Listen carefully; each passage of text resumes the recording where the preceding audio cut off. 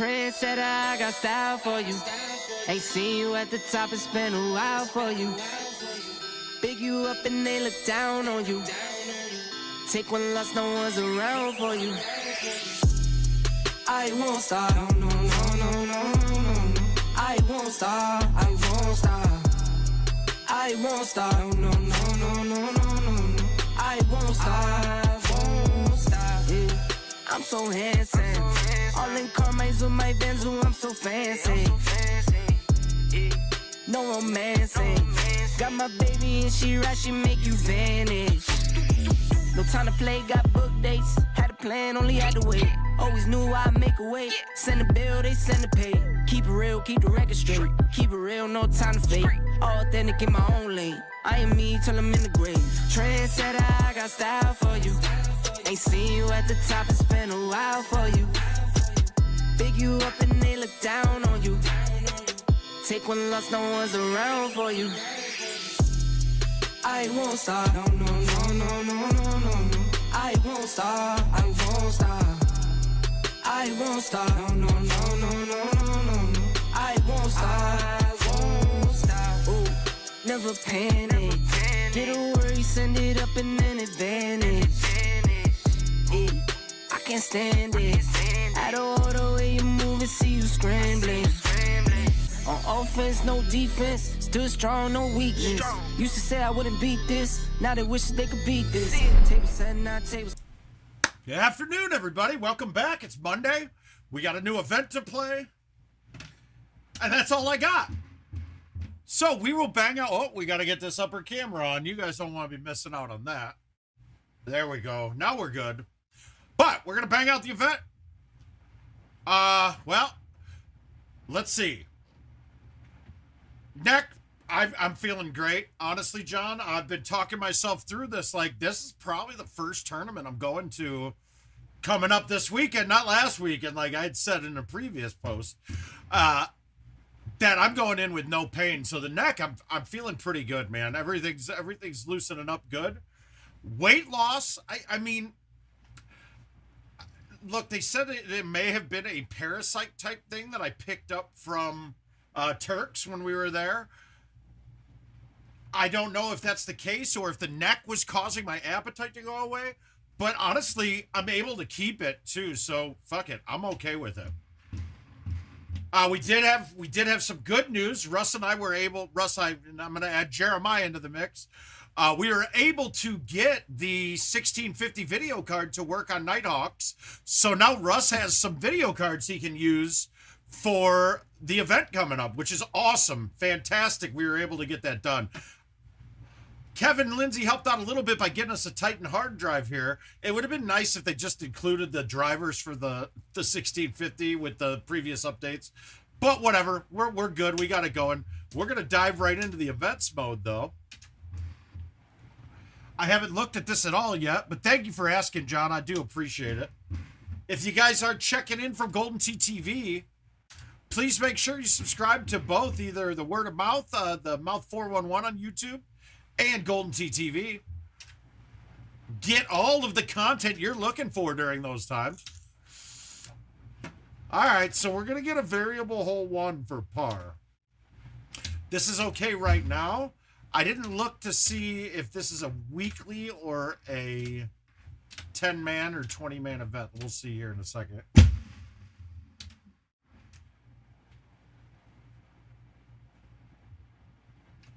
John, are you coming this weekend? Got a couple big happy birthdays to give out to. We got the legend, Sean Puffy Kramer. No, it's Steve Puff Kramer. So we're excited to wish him a happy birthday, as well as Sean Tickner. Both these guys have been really good to Golden Tee. We've loved having them around. Good friends of mine both.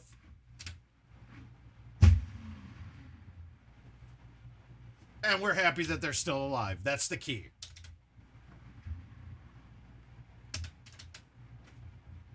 All right, so this is not a single, this is a single game event, so we'll see how we do here. We're going to knock out all 10 of these, and then we'll move on to some invites.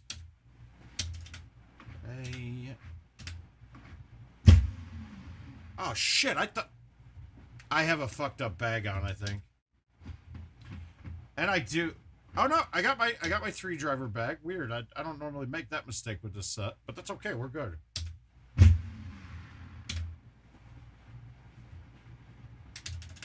Oh. First class up in... All right, so it's looking like we're going to have all drivable par 4. Well, maybe not. So it looks like all eagles at least. So our first look on this hole, we want to look to see if we can go straight over the edge. In this case, we can't. So now we got to try to feather it between 2 of the rocks. Now, you can go pretty close to them and let it bounce off of them. Or you can put it back in the middle, like where my marker is there, and have a cut shot in.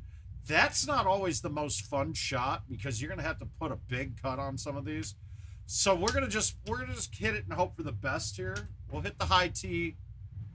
This one should cut back and leave me a gap between the 2nd and 3rd rock from the right. Hey Rick, how you doing, bud?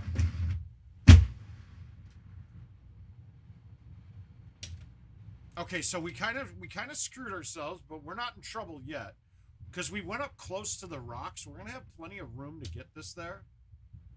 We can hit a full cut in. That's actually not terrible.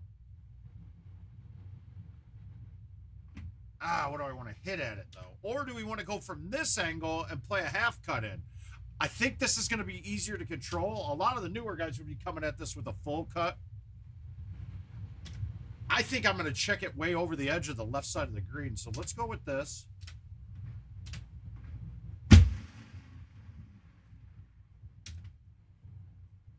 And you know me, I don't like to hit those as hard as I can, but that one I needed the distance.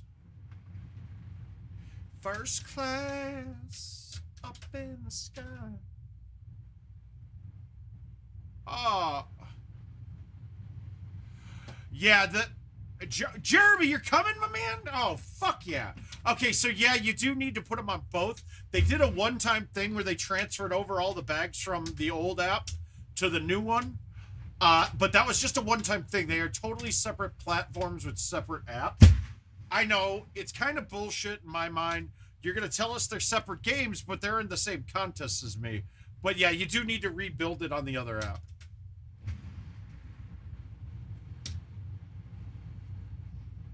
All right, we got some points. Let's see where we're at. Oh, I haven't seen. So if you guys don't know, Jeremy and I have a long and storied history. I should go see if I can find the photo. But Jeremy and I actually grew up together. Not the same schools and things, or same high schools even. But we played our AA team on Clara's Pasta. I believe we were 11 or 12 years old. My dad was actually the coach, and we actually won city championships together.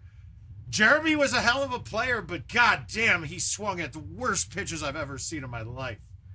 But he hit them, and we were always like, my dad would be like, I'd want to help this kid, but you can't coach. You can't. The coaching him the right way would tell him he shouldn't be doing this. That was fantastic, though. But then we ran into each other back in Chicago a little later in life and realized he played Golden Tee now, too. So I'm excited to see you, buddy. Hey, what's up? Oh, you too, Greek? Awesome, man. If you do get stuck with any of that stuff, yeah, as well as I know the game on the playing side of it, I know the internals pretty well, and I know my way around their software and their hardware. So if you do get stuck with anything, have any questions at all, don't hesitate to reach out, man. I'm always available, Greek. But it's a pleasure to have you, sir.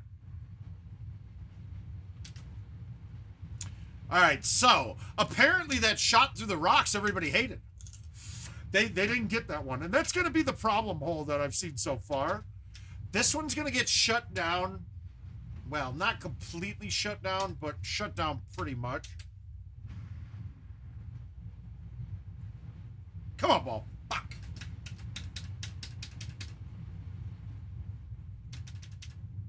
Oh, shit. Ah! That's okay, Jeremy.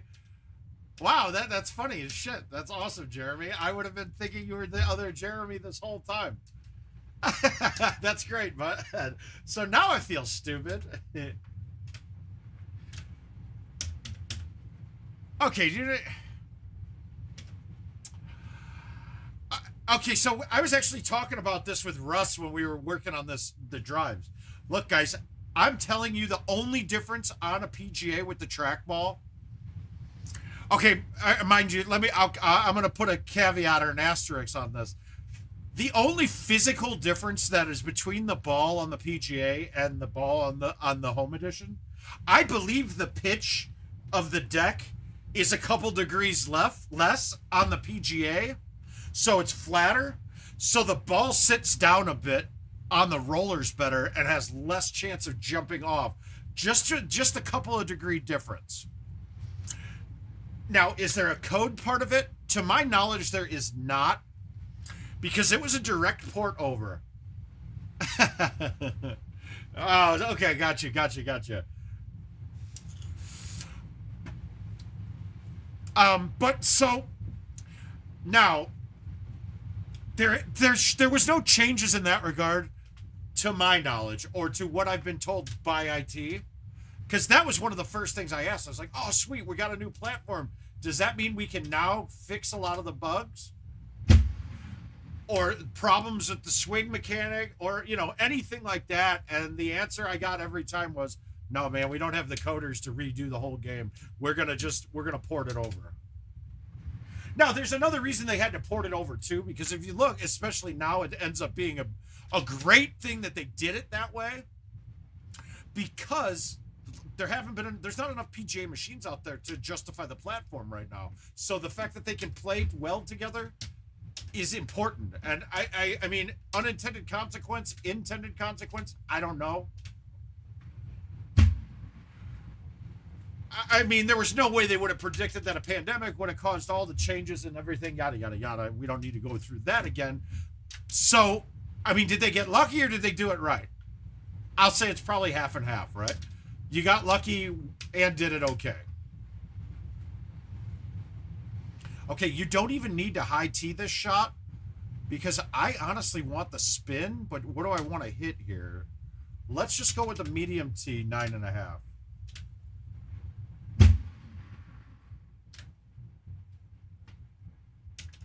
That's the weird one. Normally you don't get that big of a gap through the middle, but when you do, you want to take advantage of it.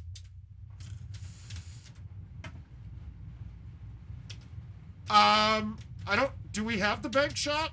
Well, if I'm not doing well, I'll show the bank shot. If I'm doing well, it's not necessary now. And I haven't done it in so long. And in fact, I was never even really using it back then. There was always, you could get around without the bank shot still. Well, at least I could, because I believe I was playing the Big Bertha set on this course. So my 9-wood would clear that almost every chance I got. Kevin, I gotta ask here, what is the pricing you guys pay on your normal games?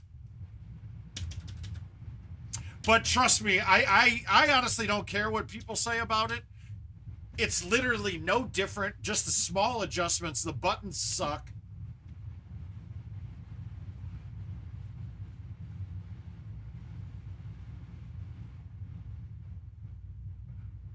Okay, so right there would tell me why no one plays the PGA machine, because you're paying $5 a game on that. Yeah, you can't change it. I think it's a terrible move. I told Adam right away, stupid decision to lock the pricing on it. If you're going to do it, you lock the price at, I mean, but guys, I've been around for 3 changes now, right? I was around for 4 going to live, and man, the fucking vitriol you heard about that was terrible. Well, guess what? Eventually everybody converted. Then we'll go from the stand-up cabinets down to the pedestals. Dude, you should have heard. I mean, we had Demko and Haas saying, if we switch to these, I'll never play again. Well, guess what? Now everybody hates the stand-up. So, guys, we're not a very good group when it comes to change in general. Oh, shit. That took a weird bounce. That's supposed to ride that wall, but I'm happy with it. I caught right into the right corner there. Wow. That almost went in. So, look, the talk behind everything, everybody's, oh, I don't like the new machine. Yeah, cool. I'm leaving that one to it. There are some fucking stupid parts of it, though. Like I said, the lock pricing is retarded. Let your people who paid fucking $6,000 for the machine decide what they want to price their equipment at. Okay, cool. The other one was the buttons, and otherwise it's fine. No, you shouldn't. And once they recognize that decision was stupid, and Adam told me they have a patch ready to go whenever they decide if they think it was a bad decision to unlock the pricing, or it might not even be a patch. It might just need be a button press on their end. But yeah, exactly, Chris. I would be doing the same. And plus, guys, I kind of put the PGA on a back burner a little bit because I don't have enough. I don't see it enough. There's only like 4 around me, totally, and that's within that's 45 minutes saying they're close to me. So I don't really want to. I don't really fuck with it yet.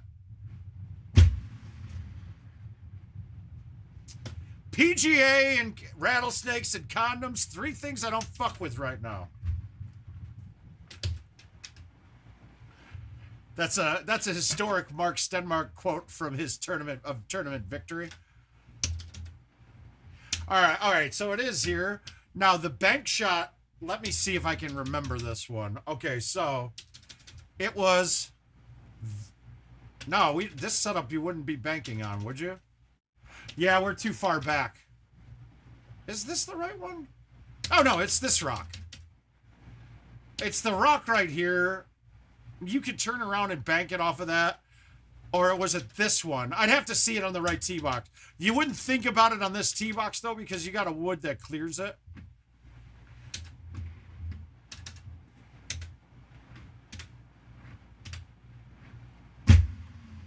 We already saw a bank shot today right now so far.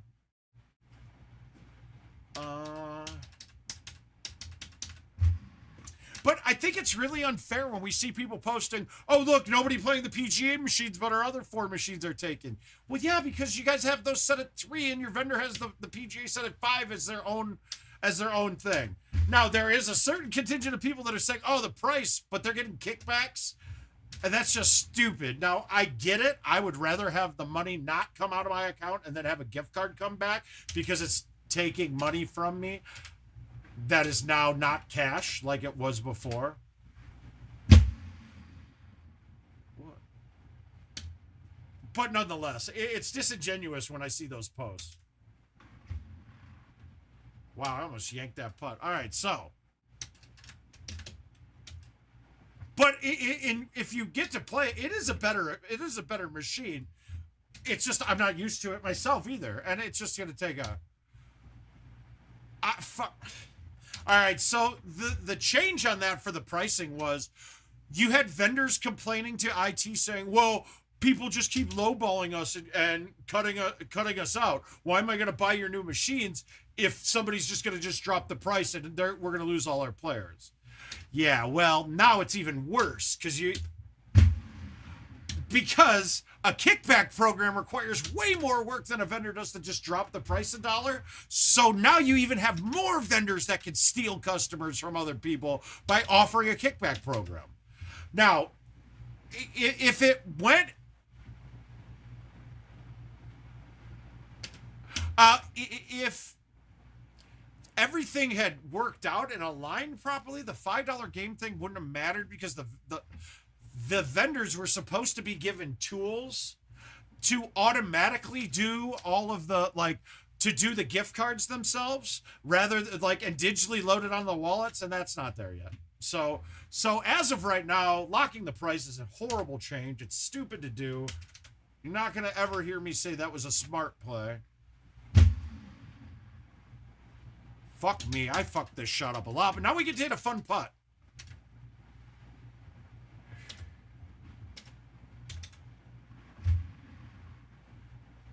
Oh! Ah! We're gonna try it again.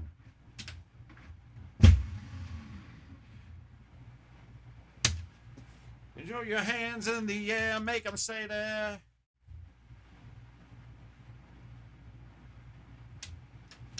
I know, it's a stupid putt, but they're saying Luda back. Oh, shit. Sorry, Jeremy. Whoops, I didn't mean to cut off of that. Oh, so it's Bonnie Hills. It's a mix of Bonnie Moore and Black Hills. Okay, I got it. Yeah, Jeremy, you're going to have a little bit of an adjustment, but it's not too bad. All I do is win.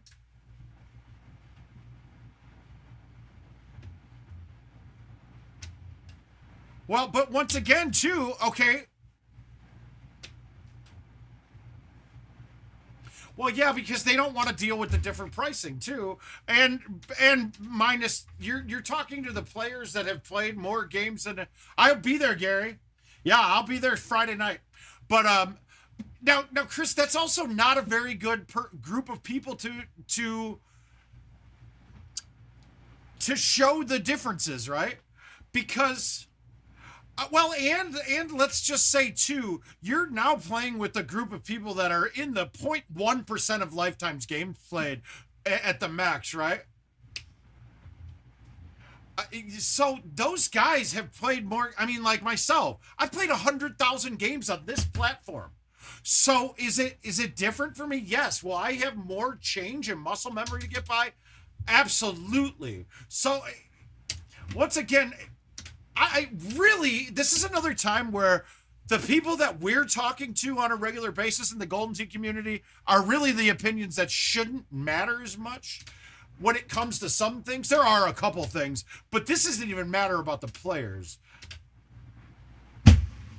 I mean, I don't know if anybody is into branding and everything, but getting your brand and establishing a brand is not easy to do. Well, part of that brand for Golden Tee was the button combinations, and they're different now.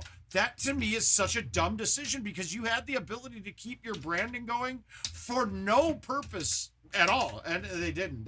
It's just that one flabbergasted me. And then they had all of us coming in there 2 years before it released saying, dude, these buttons are terrible. What's going on with this? This is terrible. And no chain.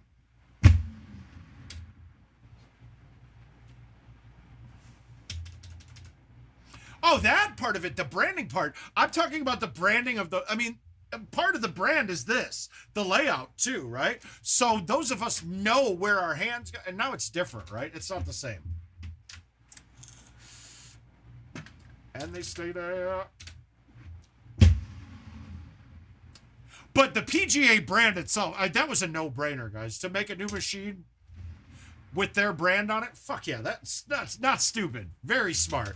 And as I think we see, when we start seeing more things come, like our next World Championships and things like that, you're going to see where the plan is going, and you're going to like it. Whether you like the machine or not right now, well, fucking tough luck. Get used to it. Yeah, it just doesn't make sense. And then now I'm not even adding into the fact that we knew that both platforms were going to be live together. Then why are we changing this? Why is one going to be different?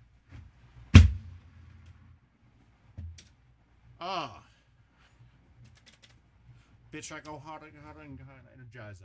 Fly in the wood like Elijah.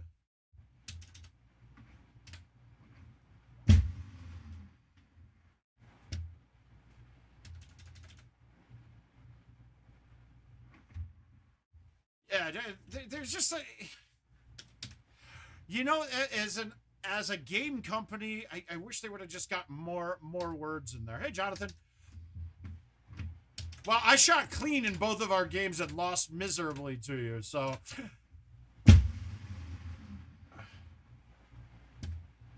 Old machines. We were calling it the end of an era tournament. No, they were fucked up, though. Oh yeah, I'm ready. I'm ready, John. I am ready. I'm ready to go, man. I'm super ready.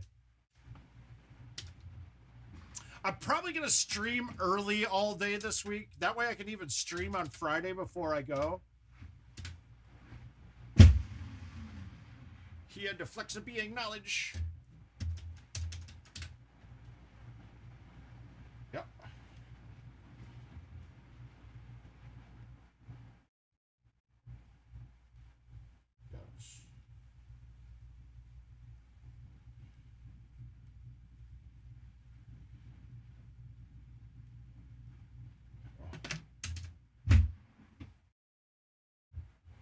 Oh, the Worlds this year will be PGA machine. Now, okay. Hi, Nick. Hey, what's up, buddy? But my caveat here is, look, I don't know where the part situation is with everything right now, but the plan is absolutely for it to be PGA. And then, guys, not to mention that the extra sponsorship and stuff, I believe there's a lot of extra money being added this year.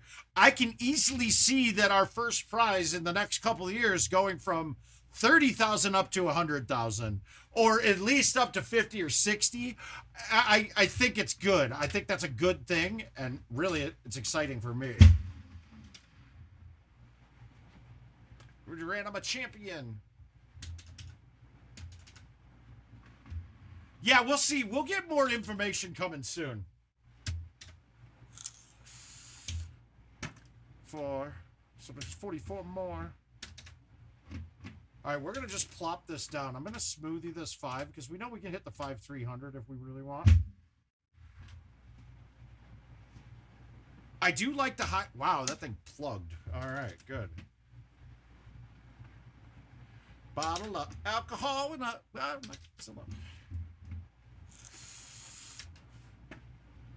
Yeah, all PG machines are locked in. $4 a game plus 1 for prize fund. That is absolutely true. Now, if you were going to do lock pricing, you should have eliminated kickbacks altogether. And dropped it down to $4 lock pricing. No more kickbacks.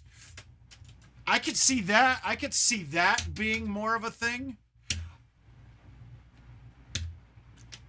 But once again, we're all talking in hyperbole here because we still don't know how everything's going to just end up turning out with the layout. I felt like a villain out of those blockbusters. Don't do it. God damn it. All right, I'm going to try to putt this. I don't think it's going to work, though.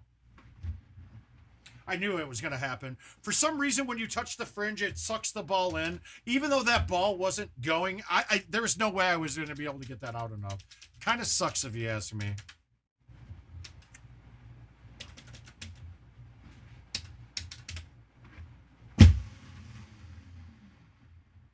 I with a missile launcher.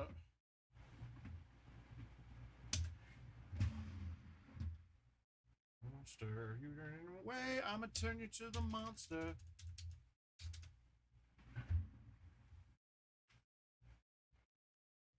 Yeah, it was. But I knew it right away, Chris. I mean, I think we all saw that. If I saw an opponent of mine about to put that ball in a match, I would have been behind him, like, smiling because I knew that wasn't going to work. Damn. I'm about to set trip. Vacation plans. And you can really get a judgment on those by watching the replay of the ball and see how much it turns in. That one barely touched. But when you're on the flush angle, like where it's like that aim, it just doesn't work. That's really it. When you're on the flush, like the line similar to the aim that you're trying to make, I should chip that. I would have loved to have seen that putt with a mulligan or 7 and seeing if I could have even gotten it out. I'm of the impression that I don't think I could have gotten that out any further. Here's my general area.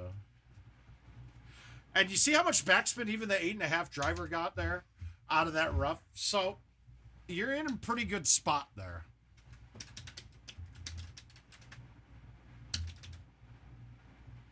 All right, would this be the bank or is it the back box that you bank? I don't remember.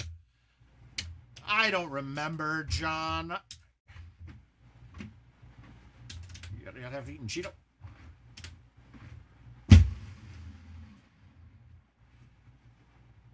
It's amazing how far you can hit these high lofted woods.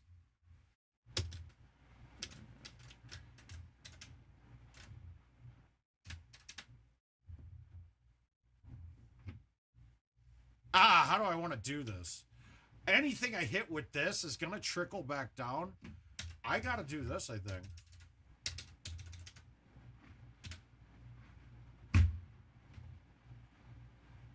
Oh. We're going to pray I can't see it, but normally you can putt from right there. If you go down a little further, you'll see it won't stop just down a little further. It will actually trickle farther down, so you'll know it's a chip.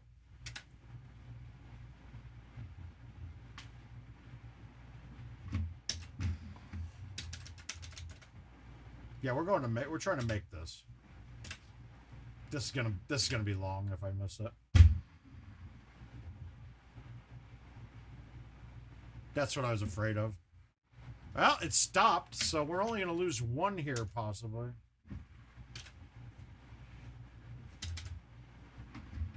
I'll take that. I'll take the par there. That doesn't hurt me too bad.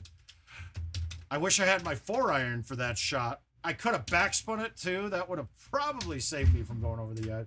But I almost canned it. That was what I was going for.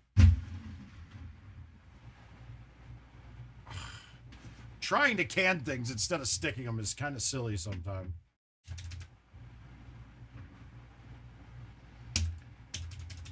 Like that one there with the 10.5. I needed that to hit the green right at the very top, and it didn't.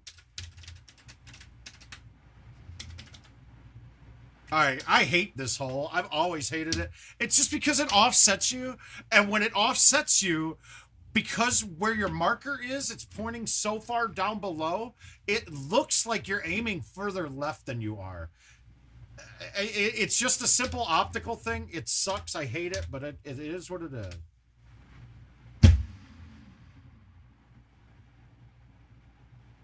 I'm happy with that. Sir fry. Ah.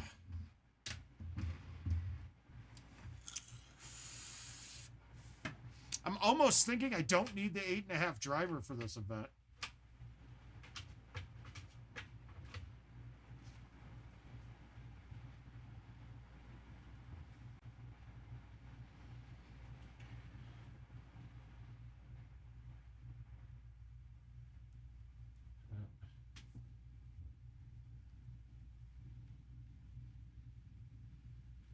Hang on one second, guys.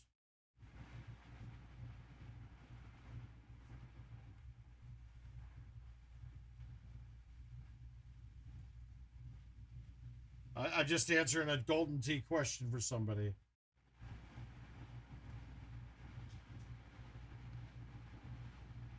All right, there we go. We're back.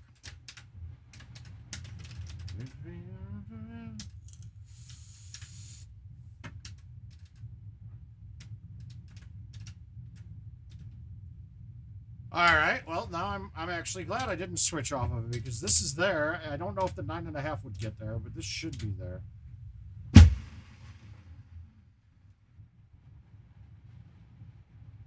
Oh, are we gonna point it even? Go, go! Ah. Oh.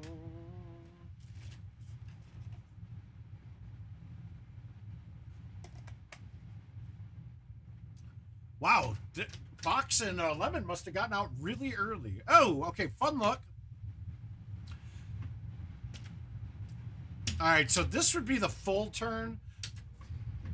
That's not turning enough with the being downhill so much and the left to right wind. That wind to me is going to play like a full 6, not a half 6. So we're going to have to play it from here. Let's go with the medium T4. We're going to hit a full C and get it just around the edge of the tree.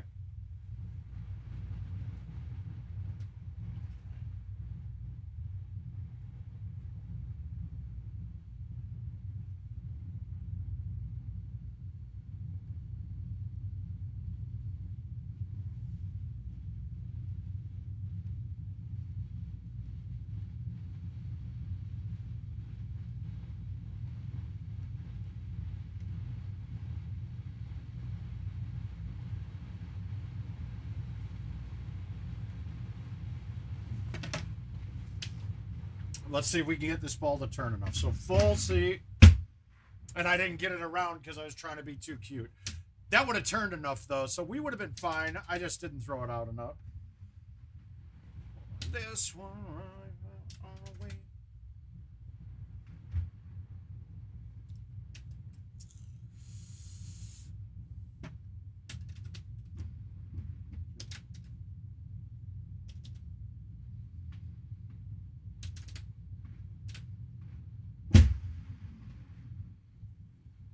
I don't mind the rough here. In fact, I probably like it a little bit. Because I've been there more than the fairway, I know how it reacts from right there. All right, so now we get the other look. We can just go straight, and then we got 2 easy shots instead of 2 tough shots.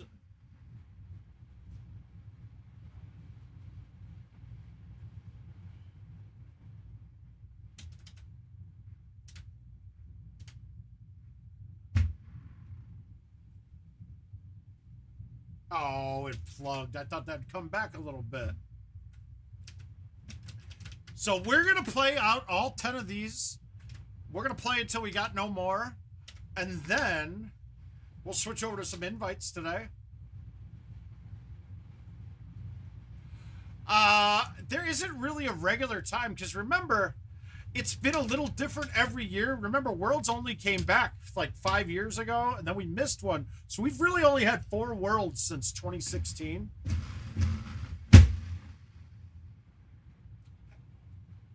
I got lucky that didn't dip into the sand, into the weeds more, but that shot didn't go out at all.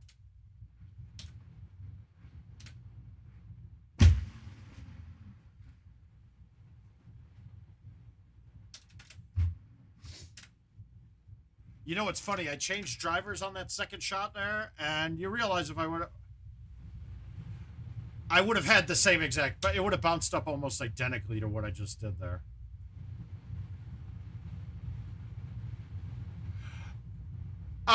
John, because I don't think they know what they did on it. That, quite frankly, it's a shitty answer, I know. I don't think they know. I don't think they realize the sand is different, as well as the greens are different. But don't worry, oh no, oh fuck. I'll be down at IT the first week of September. I don't know if I'm going to just be one day or if I'm going to stay the whole week and do testing, but I'm definitely going into a couple of things. To me, the sand and the putting is the 2 biggest problems. There is no way that anybody wants to play more games after they have putts that they can't get to a hole on a hard hole. Like hole 18 of Easter, you can have setups where you end up at the bottom of that green and you cannot get it to the hole. And it's only 75 feet.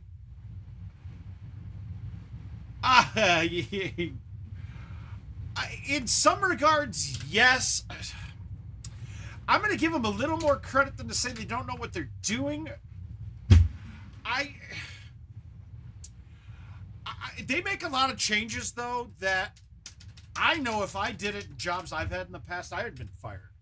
Because it's being done too willy-nilly.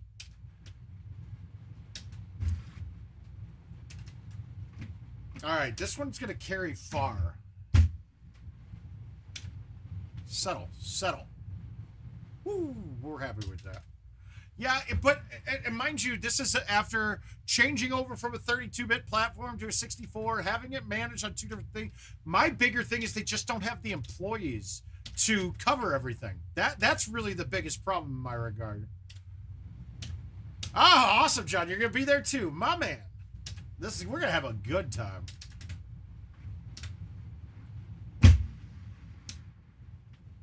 Go in. Oh, Brian, you're not alone. I think that 2022 might be the worst year of courses we've ever seen. That's my personal opinion. It is a drain. Caesar, I think I might. In my opinion, is it that we're comparing to 2020 and 2021, which, more power to them, might be the best 2 years they've ever done. I would say right now, if we had 2022 for the almost 2 years that we had 2021, we would have lost a lot of players. But 2021 was such a good year of courses that I don't think people minded as much. And maybe it's just me, but I still like 2021 courses. And that's just because I thought they were they're fantastic courses. You get basically, they were interesting for a first look or two. Now, when you see new tee boxes, like I've seen, they're a lot different and they're actually more playable and more fun to me. But like a course like Petra, I'm sorry, Petra's a hokey pile of trash course. I think it's terrible. I think Petra it's up there for the worst courses ever made in my mind. That's just personal opinion. Oh, hardest course of all time. Now, if we're going by score to shoot, then that's not even a right one. Shooting golden hardest courses by Golden Tee Par. Black Hills isn't even in my top 5 at all. I would say Crawdad. Not, this isn't in any order, but you've got hardest course in all time to shoot Golden Tee Par on his Royal Coat. That, I don't think anybody should argue with me on that. It's up there. The next hardest is probably Sequoia, then Auburn. I'm going to put...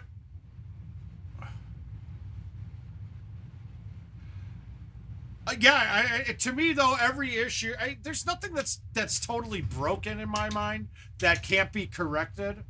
And they're lucky because they have it's such a fevered player base that they can get away with stuff. And I think that's almost a negative as well.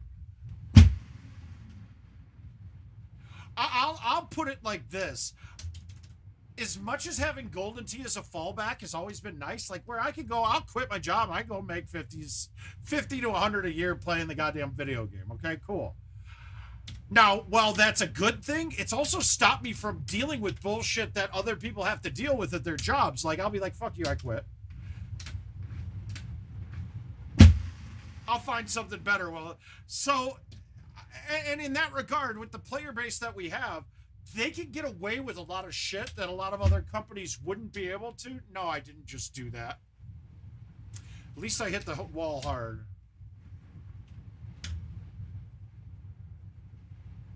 Now let's see. Can we make the putt? Yeah, we got it.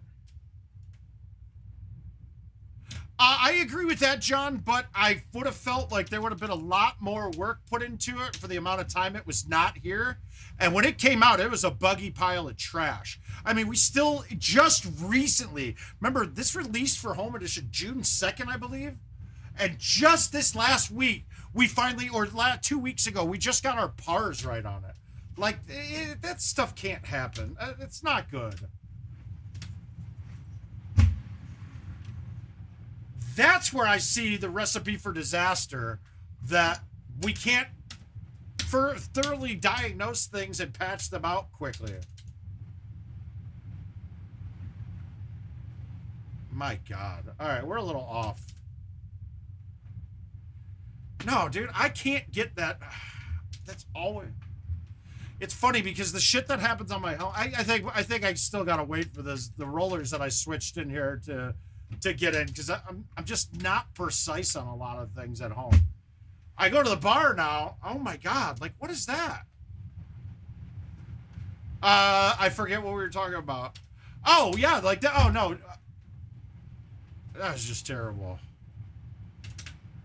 Well, like stuff like that. How in the fuck is that still a thing? How has that not been patched out after a day? It should have been fixed in a day.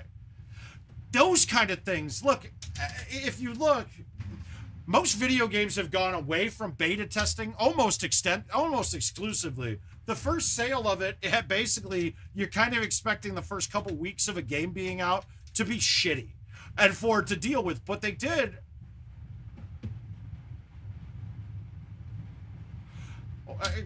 No, not. It's not really true. No, they pulled a lot of the best talent from the gaming side and moved it over to, or from arcade and moved it over to the gaming side. So did they leave the company? If you call it two companies, then yes. Those are that, but whatever. That's part of business, man.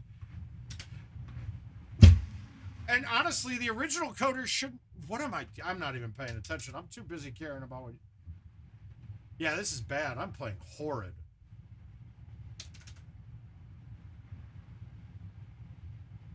What? Yeah, that was bad.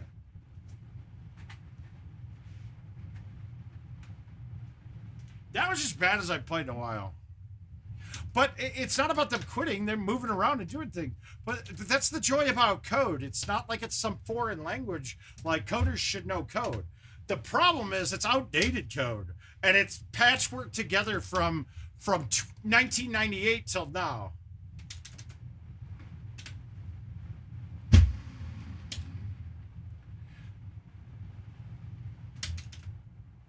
There's no handicaps here, John. And trust me, that's going to fill up with a bunch of better scores. I would have DNF'd that one a long time ago, but actually I had 3. It was just 3 holes in a row.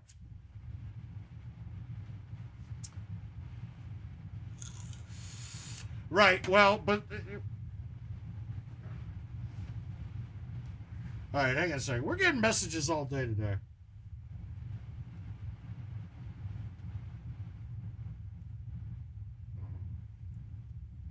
Give me 1 second. Yeah.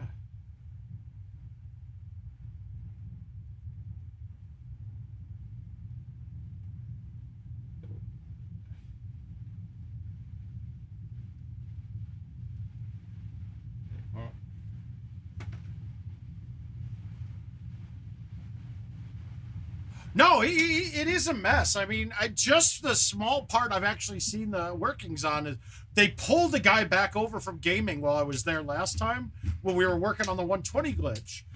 And he was like, dude, this is all tribal knowledge. These other people don't know what, because it's just a mixture of programming languages in there, which is, it's fine, but it's a bitch. Hi, Gino.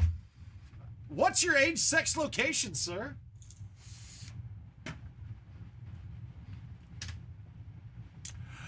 Brian, the one that and Mike Bentley brought it up too. Coconut Beach was a really good one to work on cuts, because you're gonna have to use the cuts to manipulate around.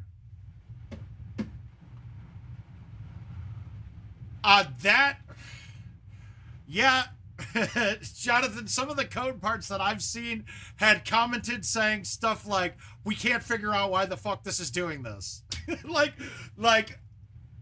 So, yes, good, also bad. I get it, yeah. Oh, Jesus. Well, I think you're in the wrong channel, sir.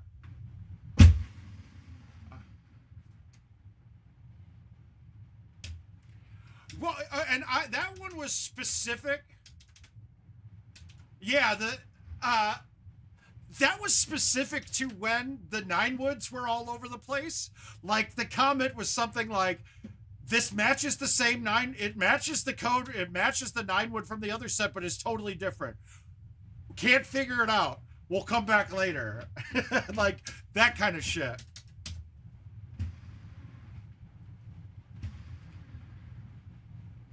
Now you've had a mass, Oh, yeah. Okay. That's 100.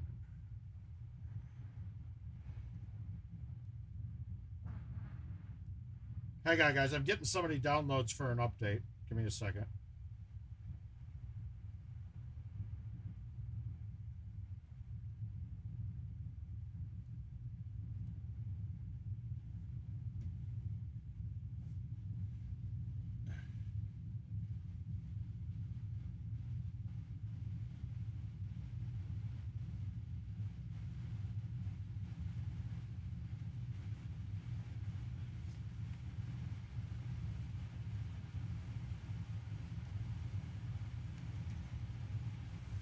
All right.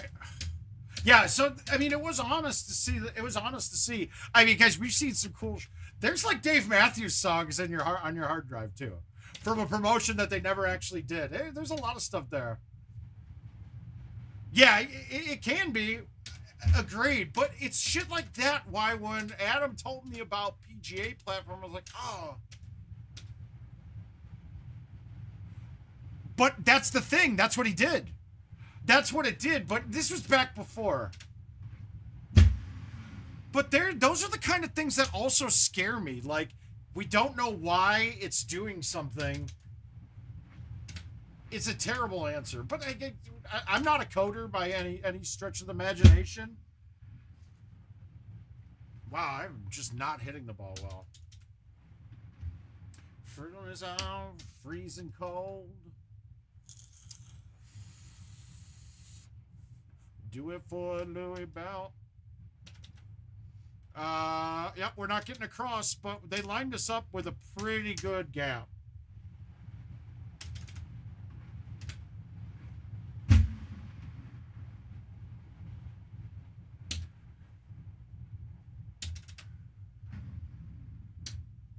pick and roll. Sicko mode.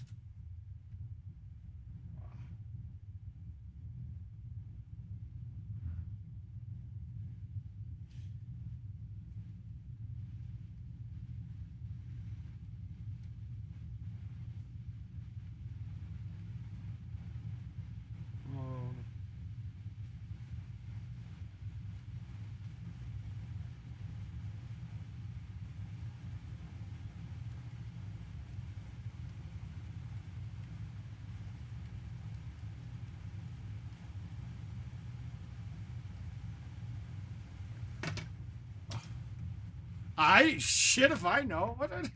We're asking questions that I have no idea the answer to, but I don't know. Because they based it off of my penis, Gravy. That's why. And they loved my vein. It was my vein on my penis. That's it. No, suit. Hey, what's up, Austin? How you doing, buddy? Okay, so hey, Dave, how you doing? It's very true. And Greek, do you know how long it took us to get them to provide patch notes to us? But they just don't. The processes in place with it are still so outdated that things that we now call easy are not easy because the processes are outdated.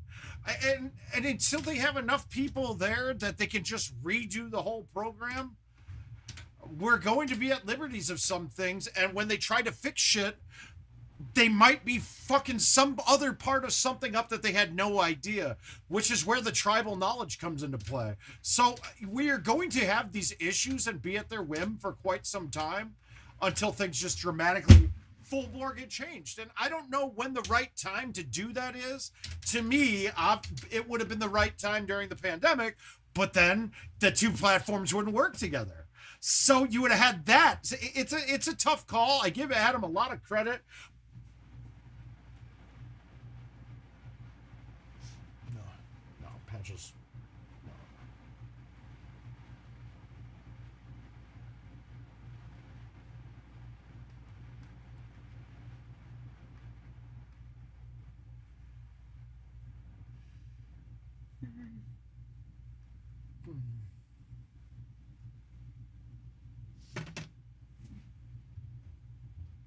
Yeah, that's it. That's it right there. But it's not even that it's a thin. I don't even know if it's that thin of a revenue margin on it. It's just the fact that they can't take down one system. It's a tough road to sow. Let's be honest here. And we talk in hyperbole about it a bit, but you know, when I sit down and think about it logically, I understand the issues, but the answers that we're given are bullshit most of the time, and that's what bothers me. Or that they're not even talking about it. Good light. Like a light. I'll take that. And I think a lot of us would be more open to issues and be more willing to help if we thought that our messages were going to the right place. Just to prove a point, I'm going to open up the QA page right now on Facebook, right? Let's see here. And we'll talk. I know this is a little bit goofy to do, but let's just find it here. Pages, groups. It's actually a group. All right, let's go to quality assurance. Last active 4 days ago, okay?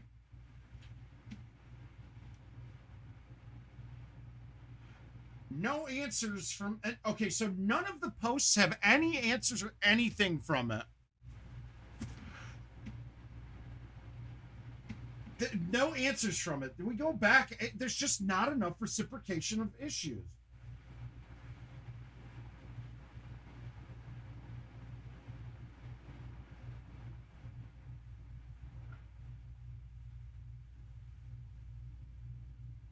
Yeah, like you just look at all this and there's no answers or comments from anyone at IT besides for Kevin. And that to me is where the unacceptable part of it is.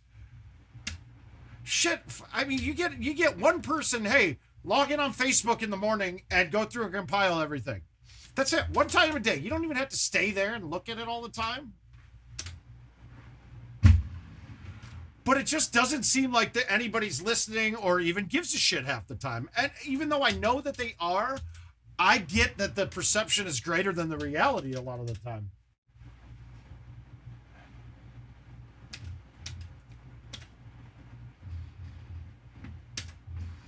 And those are the kind of things that are just concerning. Now, and there's a lot of goofy, like, we have such a different community and player base than most games do. It's just different, and it doesn't seem like anybody really knows how to handle it. That's all. That's really where all of my issues have always been. Like, communicate this shit to us, dude. That's it. That's all you have to do. Some bust, some bitch, I'm drowning.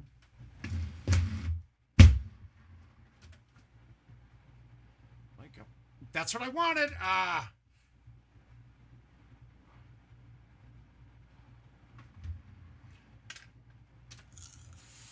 Plus, another one of my issues is there is literally no one there that can play the game at a level enough to actually test the game. Kevin and Adam could, but they're not. That's not their jobs, and they don't have time to do it based off of their jobs. I just don't think anybody there has the skill to understand half the shit that we're talking about being problems. When I talk about sticky sand, Chris, that it's very, yes, absolutely. And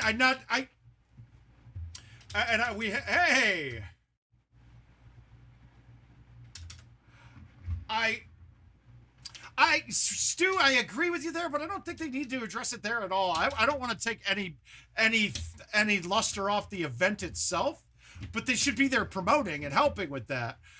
And I mean, look, Russ and I, it was like pulling teeth, except for Kevin, to get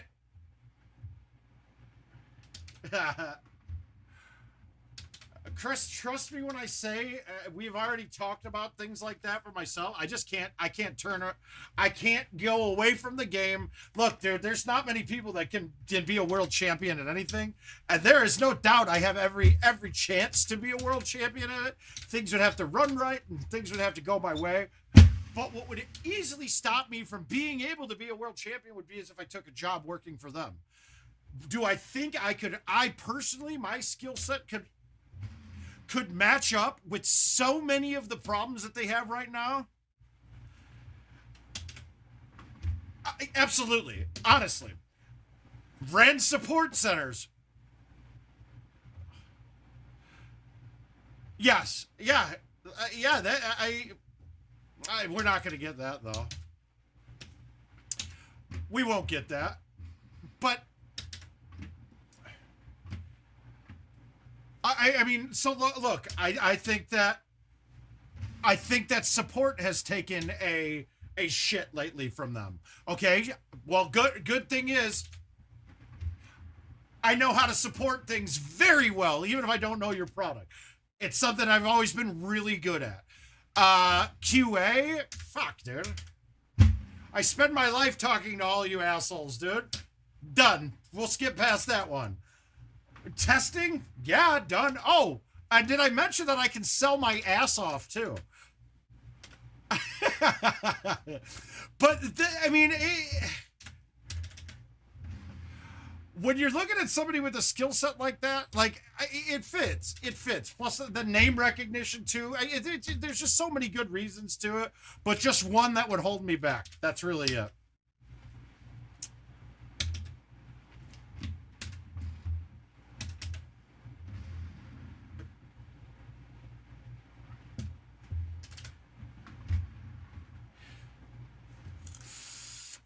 I mean, I honestly think that with this last update, I think that I actually supported more people than they had to on the last update. I really do. And I'm not trying to be cocky or anything like that.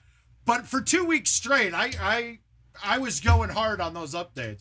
But part of it was, now I used it as a personal growth thing too, because it allowed me to talk to people that I might not have ever talked to in Golden Tee before.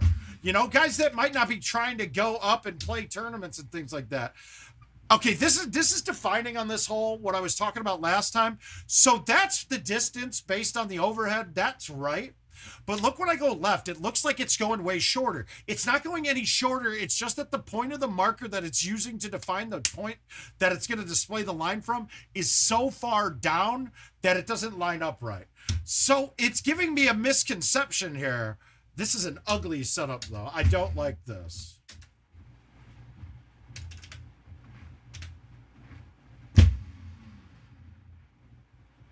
And I am so happy with that shot. I don't care. I'm going to miss this putt.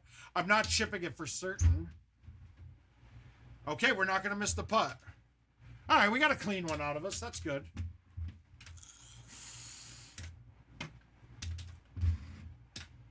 So sorry. And please do. I mean, there is definitely forward thinking here. Like I didn't see the weird kick. Oh, you're gonna see me Friday, Neil. I get in at like 8 o'clock on Friday night, so I won't be in the handicap tournament, but I'll be up there.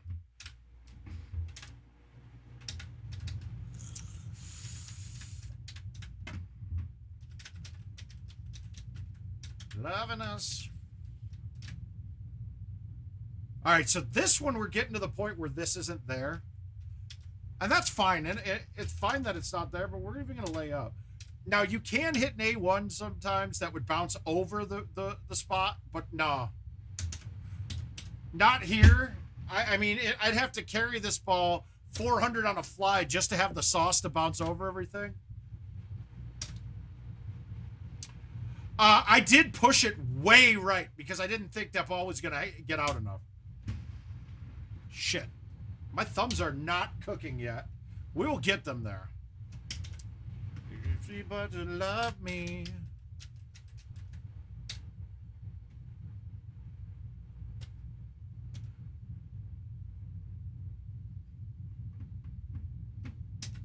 All right, so we're gonna half cut this. We're gonna smoothie this. I should have hit it a little harder, but we're okay with that distance. I just didn't want to go long. I'm okay with this putt.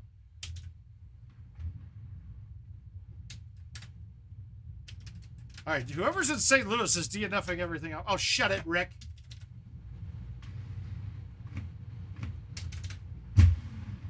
It's funny, Rick is probably one of those people that's mad at me because he didn't win a machine from me. That's Rick for you, man. The guy's a fucking dentist and he still wants free shit. Unbelievable.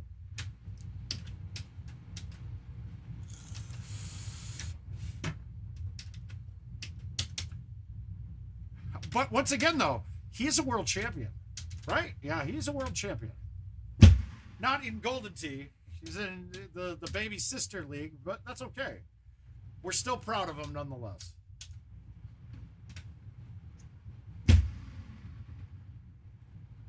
Oh, God.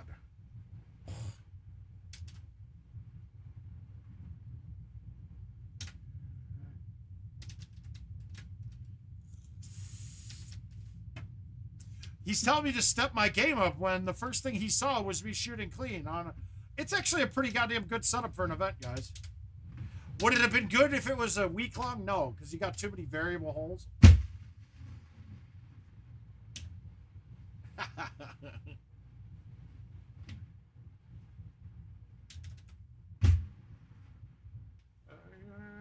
You used to love me.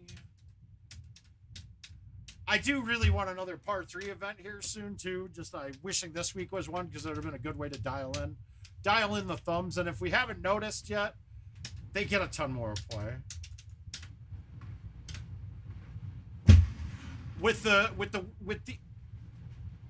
no fucking way. That ball shouldn't have gone that far. But this sticky sand, though, did it come down? It came down a bit, so we're in bad shape. I'm fucked. This is gonna be a stroke limit, I think. Hey, it stayed up. Good. Woo.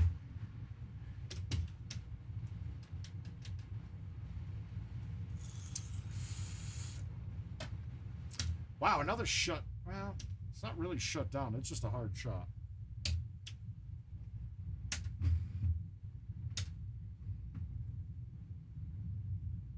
Yeah, maybe. No, I don't.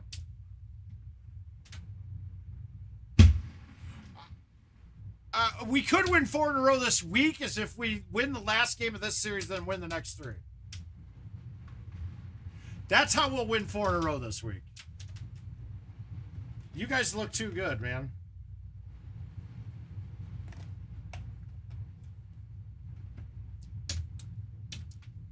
Now, we have been running into a little bit of bad luck.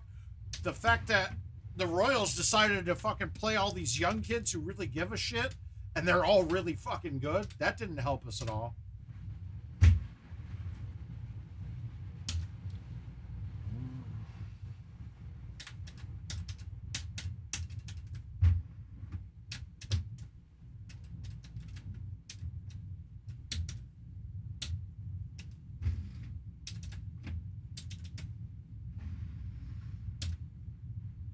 Yeah, I'm not optimistic about our chances. What I said was going to happen with Minnesota happened. I did not expect Cleveland to fucking...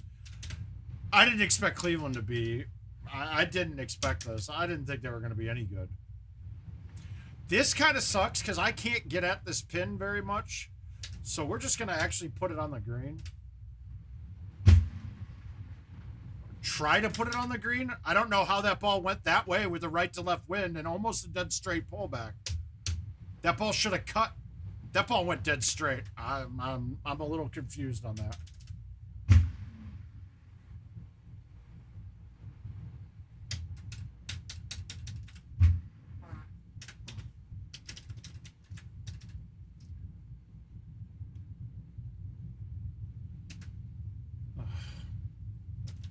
I'll be happy if we could split our series with you guys, Caesar. And I mean, we're going to get Cease in one start, so we could probably get a win there. But other than that, not optimistic. I mean, I think we're pitching Cueto against you the first game. That scares the shit out of me every time he's on the mound. Though he hasn't been terrible, though.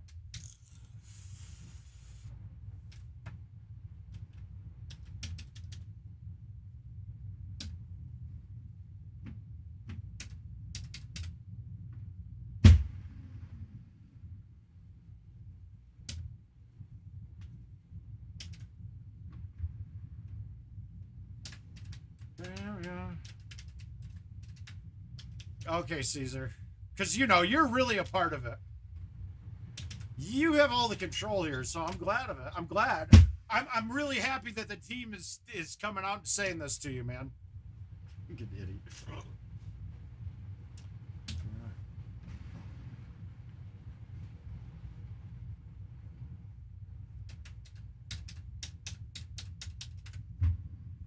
Yeah, crazy. Stu, are you coming?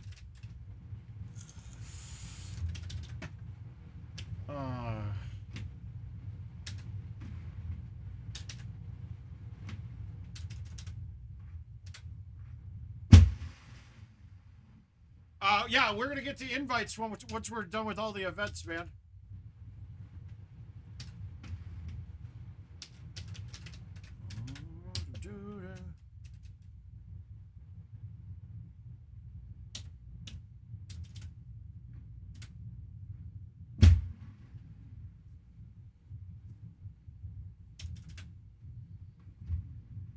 Oh. Long ago, what you know, I got what you need for.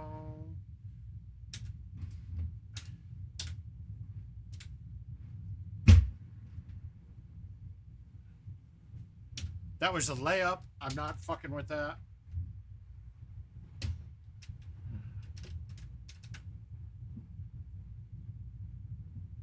Oh, damn, dude. Oh, did you beast attach? What hospital? That's not good, Bama.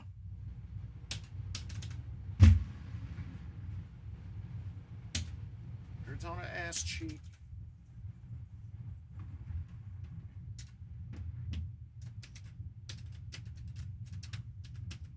Hopefully you're doing okay, man.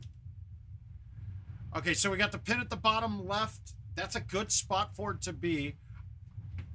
I can't really go straight from here with that wind. It won't push it enough. Oklahoma, I am coming sooner. I hate this look. We're going to go here. I did the same thing again, didn't I? Nope, we're good. Whew. I'm going to go on the road. All right. We're fine with that. We're 4 off there, though. That's not good. Oh, shit, Bama.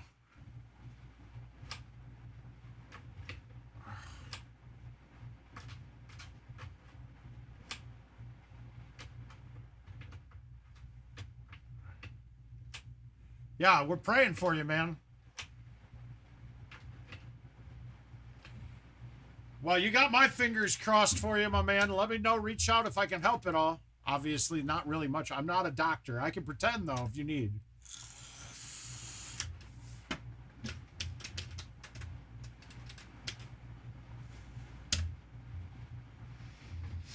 So this one, though, look at where that marker is. The A1 should be perfect to bounce this over. Hey, Jason. So if we hit a good A1 here, a good 154 or higher, I bet this gets on.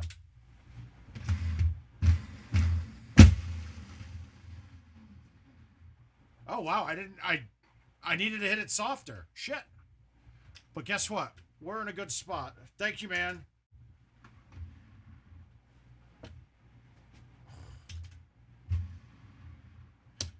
Thought I made that. We'll get there. We're excited for this weekend. I'm not gonna lie. Just banging out this event, Robert. How you doing, my man?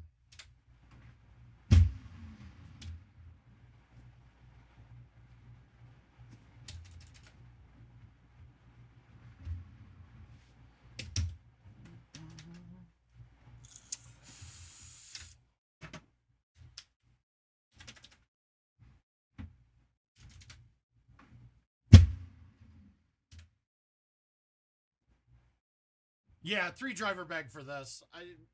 There's no, I don't need the. Look, if you know how Kevin designs these courses, they're mostly drivable. They're mostly either par 5s or drivable par 4s. So having the 3 drivers makes it really helpful. All right, we can go straight on this today.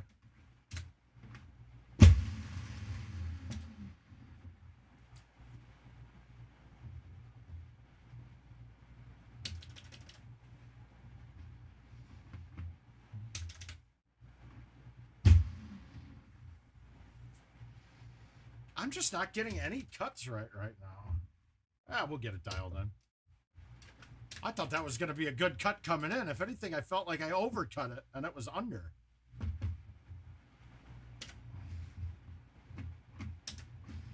This one I'm just using, I'm getting as short as possible coming in. We don't really have any risk on this shot, but if I can get a lower lofted club coming in, for a thumb shot, I mean, not a lower lofted club, a lower club in general that I can thumb in. I can't thumb this. It's a little short, but it's still good.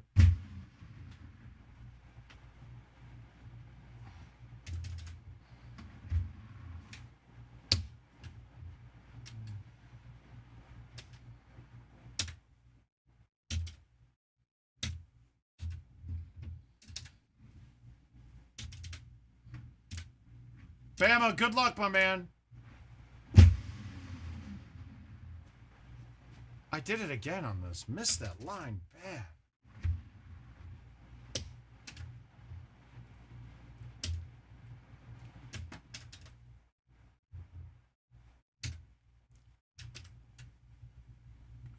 All right, we got it tucked again.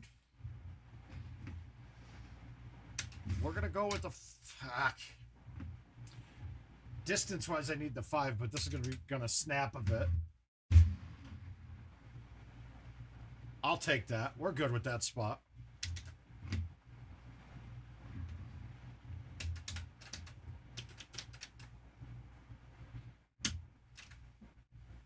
Hey, Jamie, how you been? Jamie, are you guys coming? You're coming to Nashville, right? I can't imagine you're not.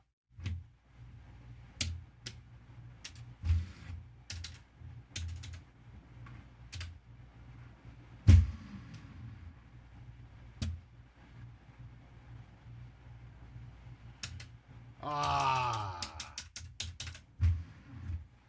Oh, giddy up. Exciting.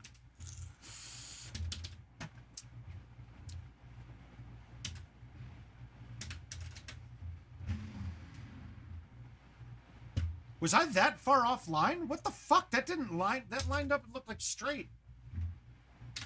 Weird. Oh, what's up, guys? How you doing? All right, we're gonna go to the right again. It seems like it's setting us up to do this more often than the other way.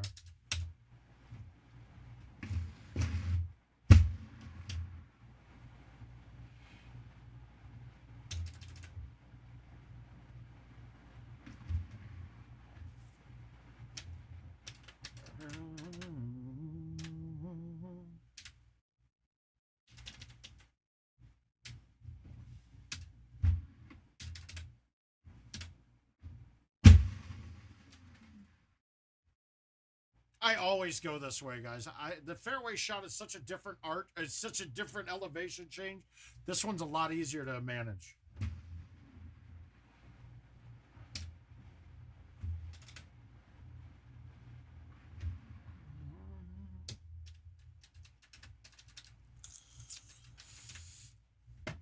Okay, what do we got? Where is this pin?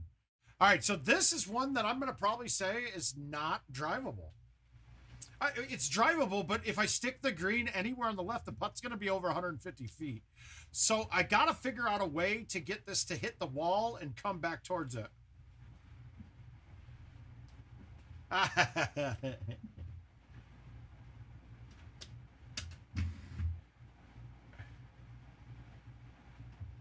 trying to see if there's a spot that I've been missing this whole time. There's not really much we can do here. Could we try to hit a high 6? Ooh, that actually might work. Let's try a soft high 5 and see what happens. Yeah, Corey, I don't know if the spinny's going to hold it out. I got to hit this with no spinny and get it to come back to the right.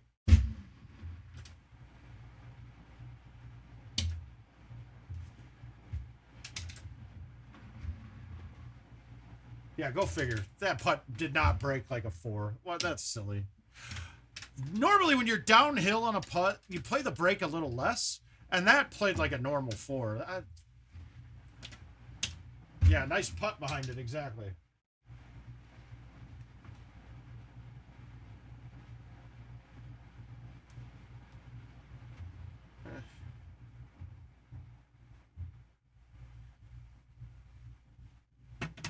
All right, we're going to knock the shit out of this. I don't even need the high tee. And in fact, I think that I'll drive that shot with no high tee sometimes. Just because the bounce goes further.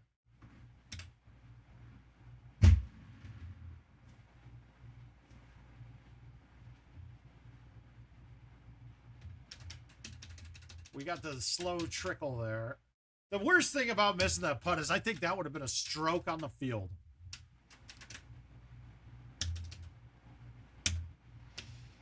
All right, let's make this. I'm going to call the ace here. I don't know why. I'm feeling like I got a chance, though. Nope, too hard. That was such a great look. Thanks, RJ.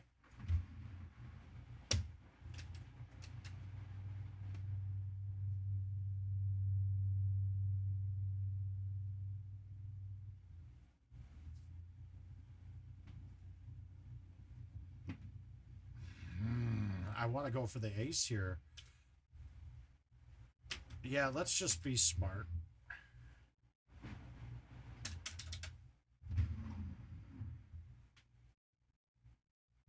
Yeah, the bite spin. I was thinking of low teeing, thumb in the 7. It just brings water into play when I could just easily get my birdie. That wasn't going in, though. I ain't been getting high. Well, maybe a little, baby. I don't want to lie. I don't always reply. You can't even fly. Oh. Oh, shit.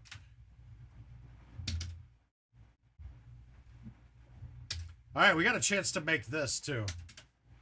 I wonder who wrote it. Oh, shit. What the fuck is that? Ah! Missing the setup when it's that easy on this is really just going to piss me off. That just means I'm not looking at it right, because I hit that exactly how I wanted to. I thought I had that way right of the pin, but that wind took it a lot more than I played it. Oh, bruh, I just named it a post-it. Yeah, I know, it's not good. No, I got one in between there. Flags in your house is no fun. I know. With my little eye. Make sure you don't get too many likes. Yeah, if it was, but I thought I had it to the right enough off by moving my T. I just must be, my eyes aren't working as well as they should be. The intent was just what I was hoping for. I wanted it to hit right above but apparently I didn't move it right enough. That's my fault. We'll get it. Okay, 409. So last time it went too hot over it. I might have to ID that. All my comment. We're gonna try it this way though.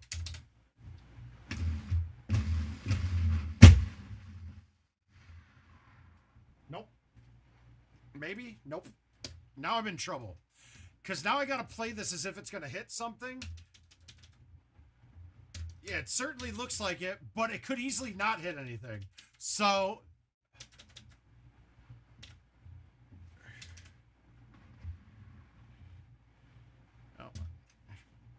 and of course, it didn't hit anything. All the bitches are up with me. I thought maybe that around the right would catch that hill and bounce forward, but it caught too low on the hill. Like we looking on mystery.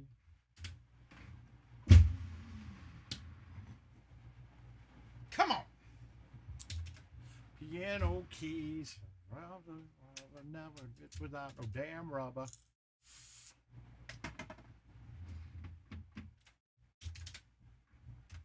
So the worst thing you could possibly do here is overhit this and get stuck in the bunker. So my goal is always to hit the rough right before the fairway. It won't go into the bunker then.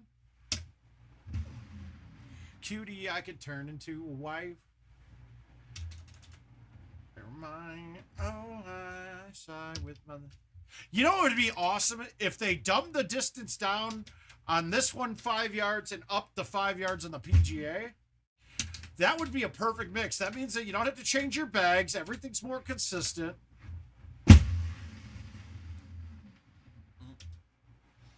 It wouldn't mean anybody... I mean, you really don't have to make any changes then.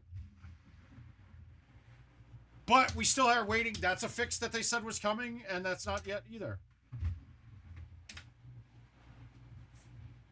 Drove the one... That one about... Oh, well, that one there, I YouTubed that one, and I was going to YouTube the next one, because I for sure thought that I was stuck on the edge of that bunker, like not above it. So I wanted to have it saved so I could show both, but it played normal. And besides, that was just unique.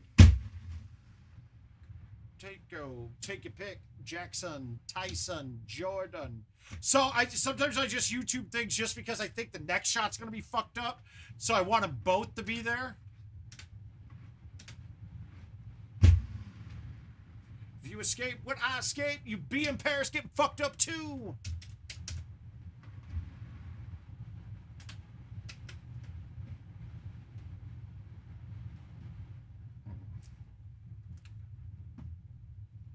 Okay, if you've ever seen Luna, honestly, at a .3 BAC, I think I'm the only one of the three that can actually still hit a trackball.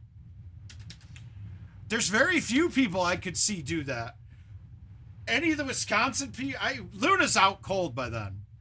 And I don't know Stenmark's drinking acumen anymore. Interesting question, though. Interesting question, Eric. But Luna's definitely out. I would just have to see. I just have to see how Stenmark is at .3.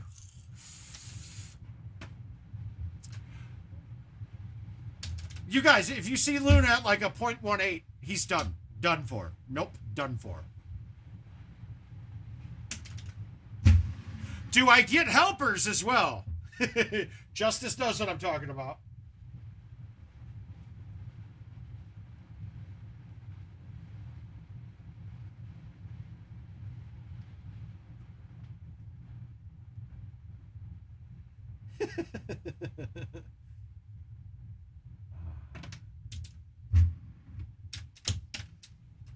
If there were helpers, I'm unbeatable. At 0.3, I'm still the same. I'm unbeatable. Okay.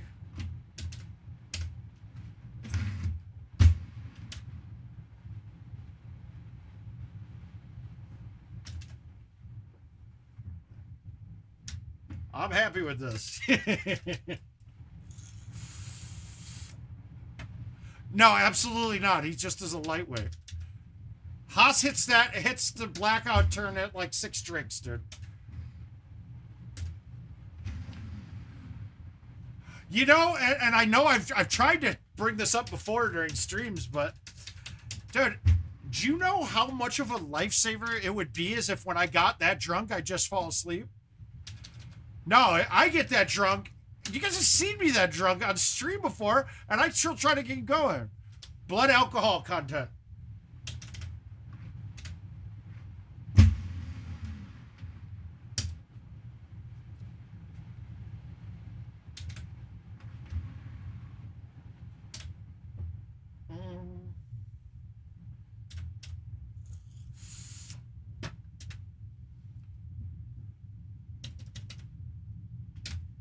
And by the way, guys, Jill said no CTTP today. She's having a rough one at work.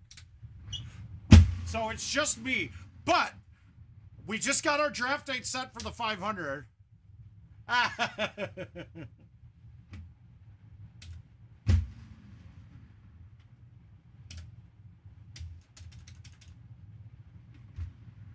Okay.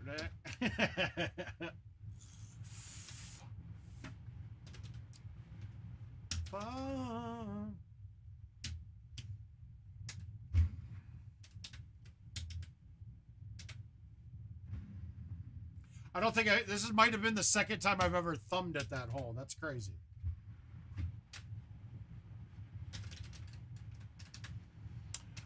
Well, I mean, I think last time I was at CJ's house, he got to 0.29 and I was at 0.24, I believe. He could go with that boy for a youngin'. He keeps up very well, because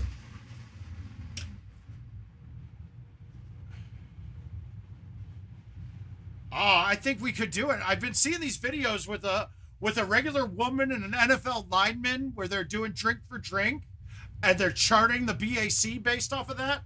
I think we could do something like that. Now, mind you, right now though. Dude, I've had 2 beers since St. Louis. Hey, Owen, how you doing, bud? Long time. Well, not that long, but...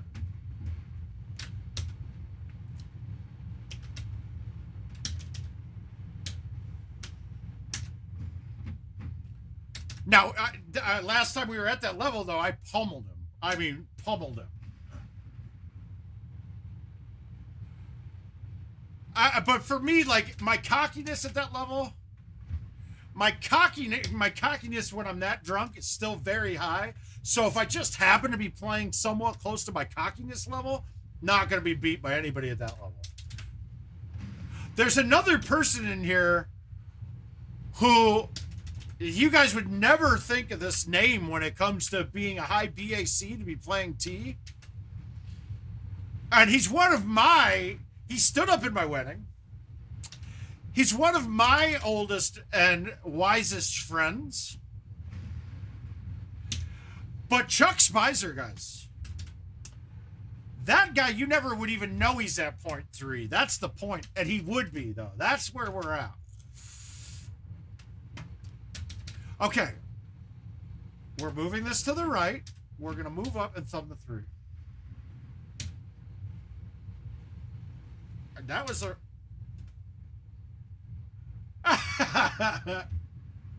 That's good shit.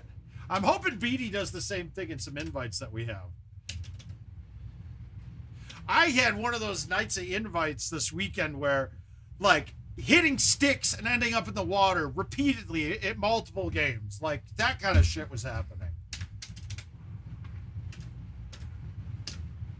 Now, see that? Okay. Now, Jonathan, that's what we'd be drinking, honestly, at the tournaments. Like, that's that would have been standard qualifier drinking back in the day.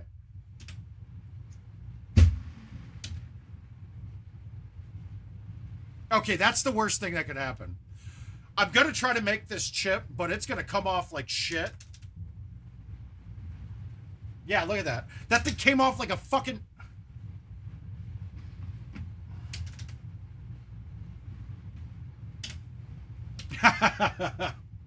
I would be in the same boat right now. Right now, like I said, I've had 2 beers since St. Louis. I had glasses of wine with some meals, but that don't count. So I'm thinking that we're going to have a... I'm not going to play on Thursday, so I'm thinking a Wednesday night drunk stream would be a good one. Maybe do a long night just to see. I mean, I still do have... I just found it cleaning, but I still got half a handle of Tito's ready to go. Oh, God. Oh, my God. Hey, we just do it drink from the side. I think that's a good plan. What do you guys think? I think a Wednesday night drinking stream's a good one.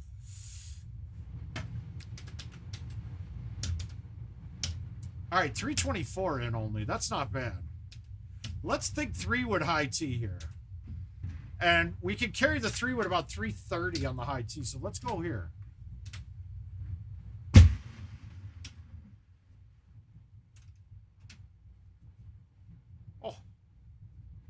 Oh, God, yeah. I'm happy that you haven't developed the verbiage that you use at the bunker. That's good.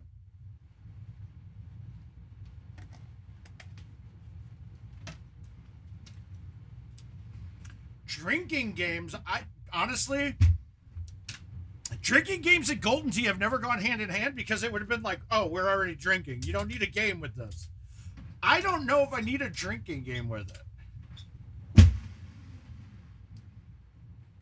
I think that you start a drinking game every game of Golden Tee that you start when you have friends with you. See me, you're doing it from the side. Oh, man.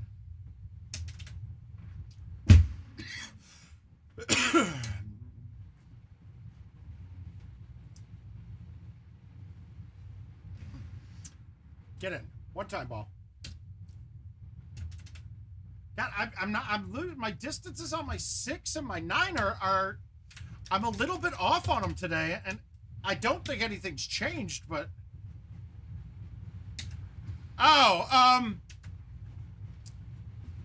okay, there was always one. It was a McCook game that he used to make us all play with him whenever we were playing. Who has the sexiest thumbs? None of those guys. The sexiest thumbs, I'd say none of them.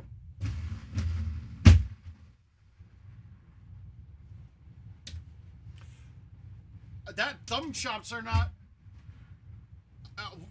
if you watch Luna, he cuts a lot more of everything, so that's okay. But the game that McCook used to do is... we'd get shots out of this, but if you didn't point hole one on any game that we were playing, you had to buy shots for everyone who did. That was always a good one. All right, this is going to fuck me, I think. If I don't hang this out, this isn't getting around the corner. So let's go and just put it up around the corner a little bit. Yeah, this isn't going to be a good eagle. This is going to be tough. That's not where I want it. That's not going to work. 6-foot shotties are a good one, too. All right, we're going to try something here. I think it's going to work.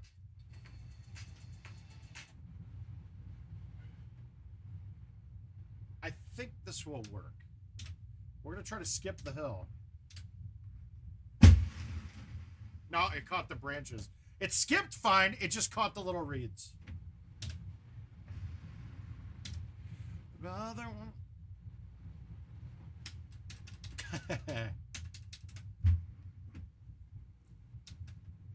There's another game we used to play called Light the Fuse. Lighting the fuse, everybody anteed up $1 at the game, at the beginning of the game, or whatever amount you wanted, and you could easily correlate this to drinking if need be. But if you had a shot and you called shotty, like, and you wanted to call shotties, you had to light the fuse by turning the sound all the way up.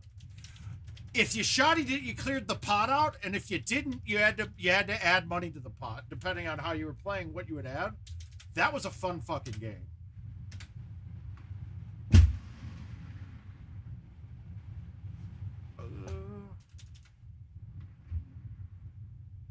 The Light the Fuse was a fun one, though. Now, of course, you have to have the sound on. We played it up there, but that was more. It was more of a Chicago game than we would play. Brian Heffron, who dat?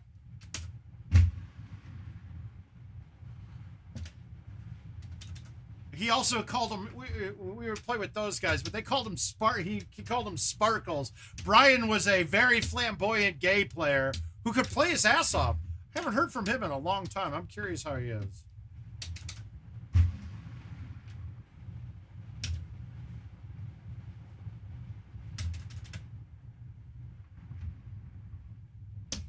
But he would be like, Sparkles! It's so good. It was fun.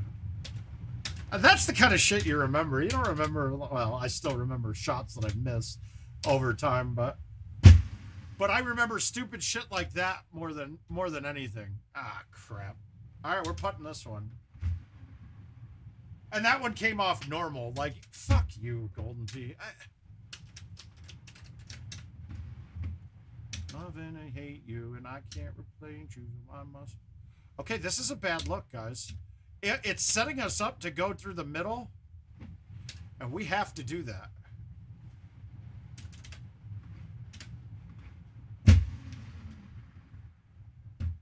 That wasn't that bad. Sparkles!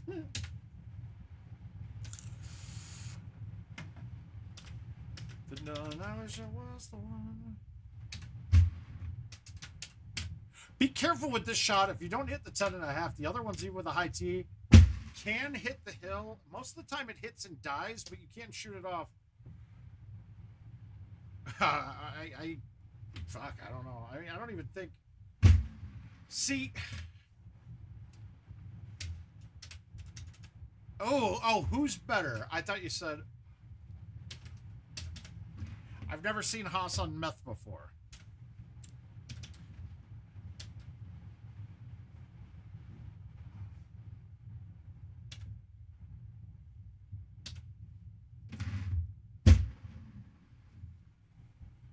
I can never hit that edge.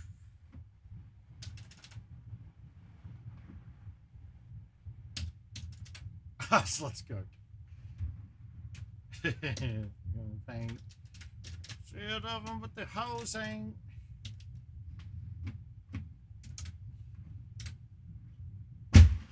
Oh. Well, you know what I paid for it. I forgot. I'm wondering why everybody's mentioning Haas's name. Well, he's won the last 2 tournaments, hasn't he? So you guys all have him on your mind. Shit ain't happening this time, though, man. Hearts. No keys. You know what it is? I thought Haas was forgotten now. Hey, Josh, how you doing, buddy? You can see me, I mean everything. Black and yellow, black and yellow, black and yellow, black and yellow. Some. You guys make it seem like it's big money to win. It's really not.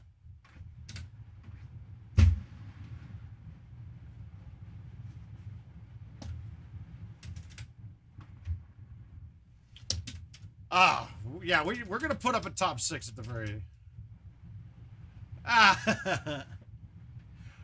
Because everybody that I'm with, Taylor. Uh-huh, you know what it is. That's twice I did that here.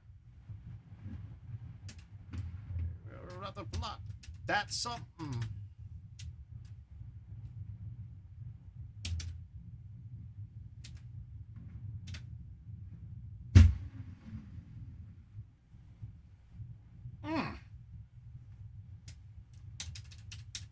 Yeah, they do. They do. Actually, like 75% of the field gets money back, dude. And that's why it's not that profitable. Back in the day, tournaments used to only pay out the top 16.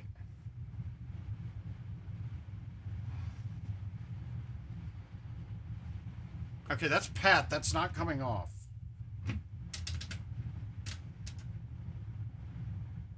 No, hardest course of all time. We went through this one. I listed off my top 3, and it's Royal Cove, Sequoia, and Auburn would be my 3 probably, and then the next 2 would be Crawdad and Shady or maybe Southern Oaks and Shady, something like that.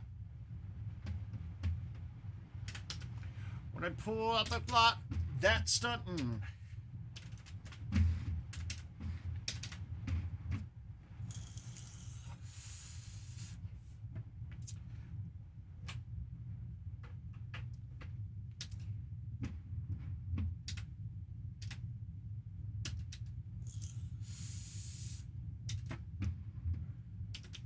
Yeah, Crawdad's hard. There's a lot of hard shots in there. I mean, but it can set up to be pretty basic.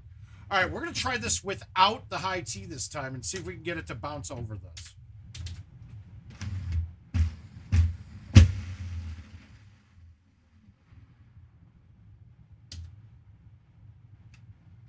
And we did.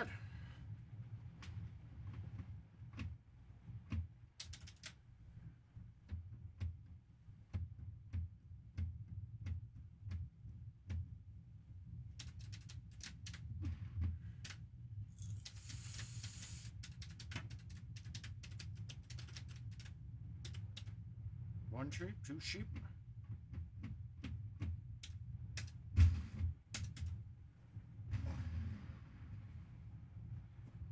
Wow.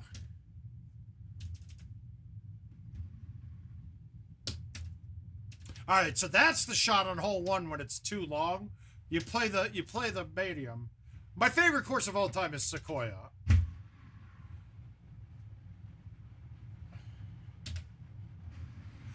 Part of that is I've had some epic matches on it. At Player of the Year in Dallas one year, I played Thor, and Skip aced hole 16 off the water to win that one, and then lost to him in the losers bracket later on when he aced 18 on me to win.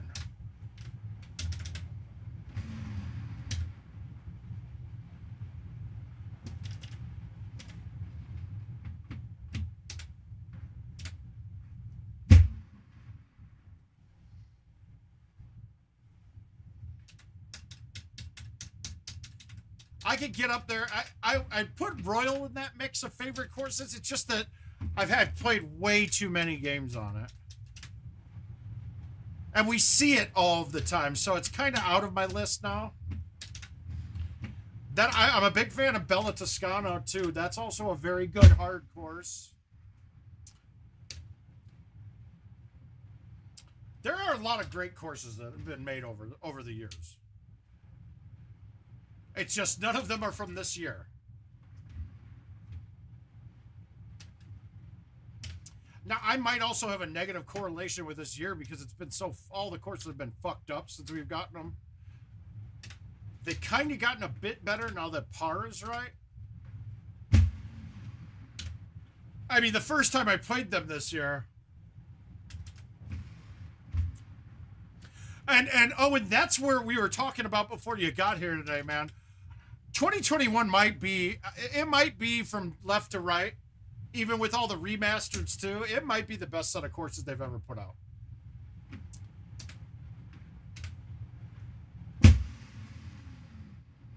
It's under my bed. I didn't want that to hit fringe. All right, we're good. Better to save me. But from front to back, Even your amateurish style core. No, don't. You're not biased. Oh, and they're that good. I mean, we even talk about how easy Baja is and yada. But typically, there's always one course every year that is a bit easier than the rest. And it makes sense to do it. But like 2020 didn't really have one of those. That was Teton would have been the easiest. And that really wasn't that easy. And honestly, everybody makes it sound like Baja's the easiest thing ever, but it's not easy all the time. 17 and 18 can set out to be shit.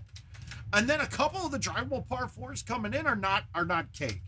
So I think it's perfectly fine. And now this one's a little different. We got to go around the left. The problem with going around the left is you got to swoop that around that. I don't like going to the left.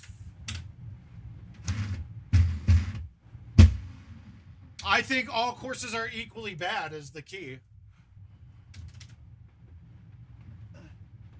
I fucking don't get that.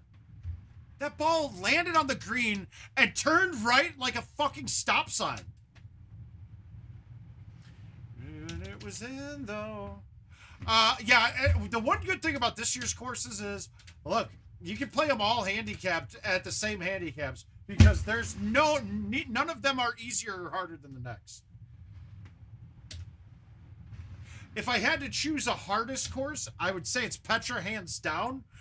But it's just because it's hokey. It's not hard. It's that if you get something in just slightly in the wrong way, you get a bounce that you fuck yourself on. And I want to forget.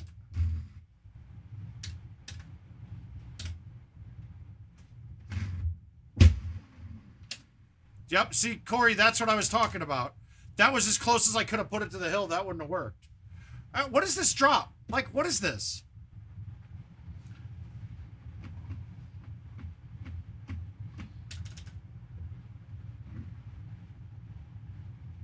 Let you down, gonna give you everything.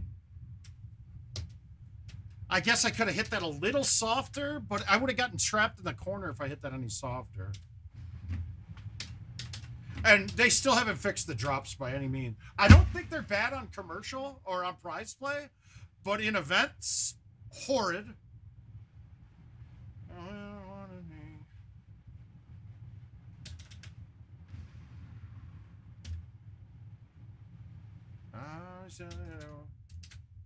So that is a good thing about this year. Handicaps are fine across all courses. Like, I don't need to put a slope rating in for any of the tournaments because they're all about equal. Like, they're about right.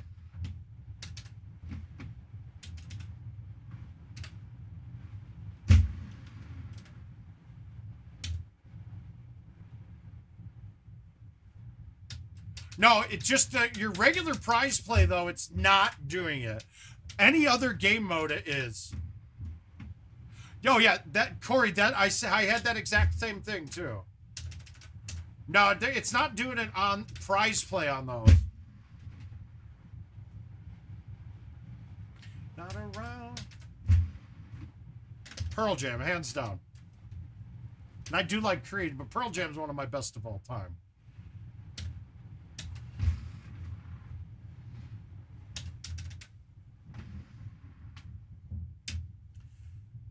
The only thing Creed's got going for him better than Pearl Jam is they were in the skulls. They had their music in skulls.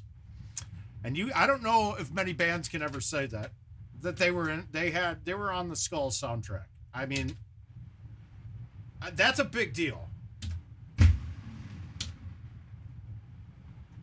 Ah, shit, I forgot that was the shot I could have hit the full in and let it bounce off the wall. That putt tried to miss. Shit, I don't know, man.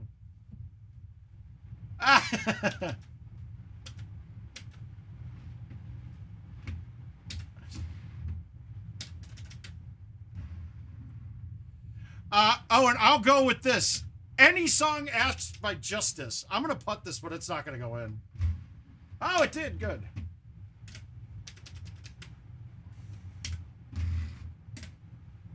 Oh my God, guys, this is around 80,000 on this car, on my account. So I'm actually just almost at, I'm almost at 100K then. I must be just short.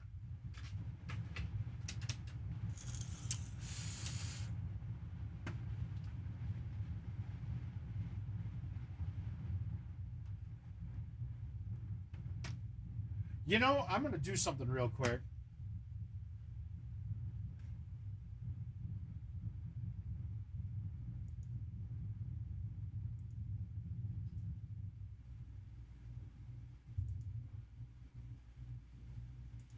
No, not that one. Oh, if I turn that off, it turns off everything. Okay, never mind. I don't like seeing that world ranking thing up top because it's not right. I believe I'm, if I mean, on the 15th, I was 3 in the world.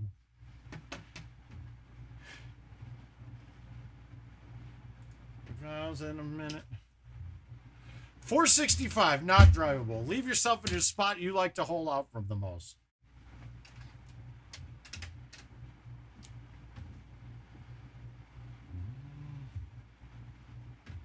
Oh. All right, so the kill is going to be Carlton Fisk. Well, God, now that I say that.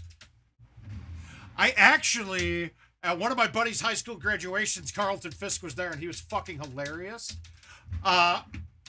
All right, so I guess I'll just have to kill the one I've never met before physically in Ozzie Guillen. And when I say met, I mean like sit down and have a conversation with him for a half an hour. Big Hurt's probably my favorite White Sox player of all time. It's him and Konerko. So I'll go with him. And then, no, I can't do it. It's Fisk. Fisk is kill Fisk. I'm going to marry Ozzy and I'm going to fuck Big Hurt. Actually, he'll be fucking me.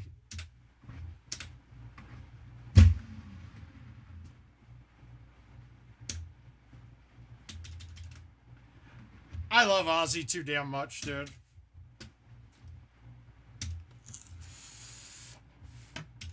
Oh, yeah. Oh, yeah, it will. Dude, I'm not a small guy. And sitting talking to him, mind you, I was in my 20s when I was sitting and talking to him. So I was in a... Dude, his arms were bigger than both my legs put together at that time. And I mean, I had just gotten out of the Army more closer to it. So I was only weighing about 180. He's huge.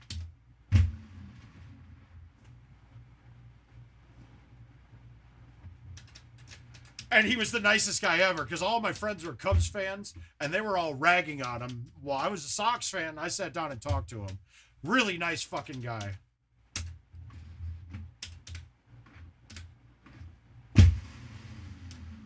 We were at Gary Fensick's bar. I don't know if it still is or was even at that time, but called the Hunt Club in Chicago. Only place I could get a fucking excellent beef Wellington at 4 in the morning. Dude, what the fuck am I doing?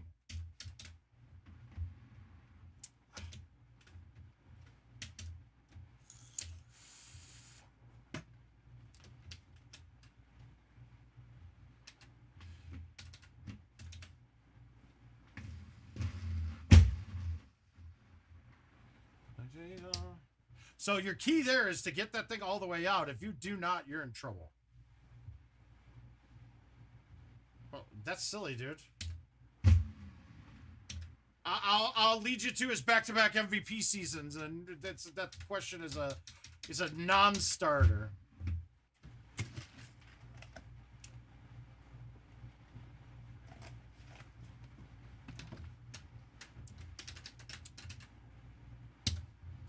Great, he got his own phone now. You were supposed to cut him off from all technology, Eric.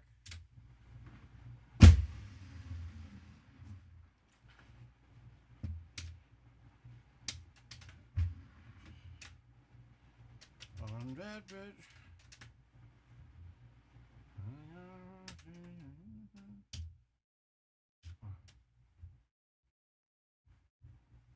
How do I want to go at this? I want to try something here.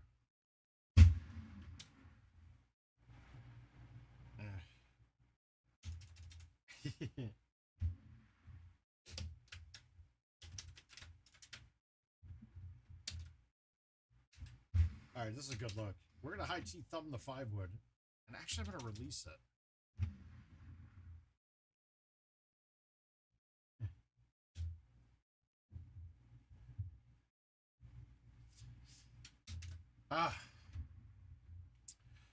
Okay, so another one. I can't eliminate 2 of them because I've actually gotten to talk to them.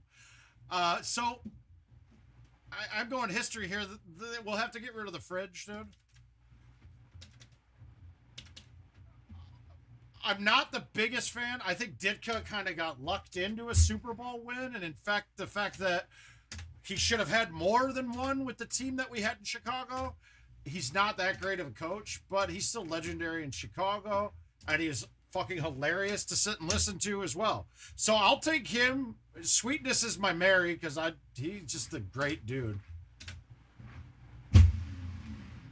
I'd rather be dead and be dead and rich.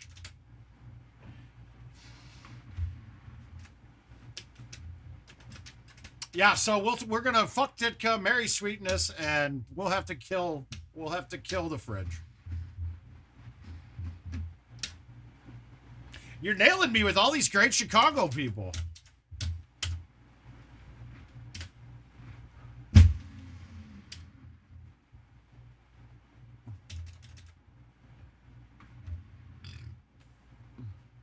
And you know what, guys? I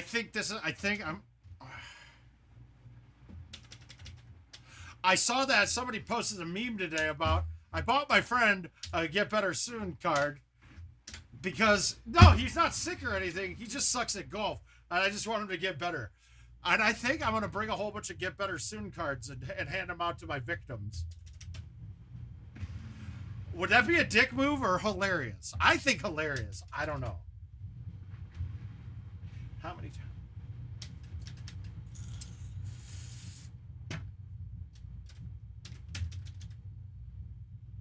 I don't know. That's just me. I found that to be... I think that's going to be hilarious if I was to do such a thing.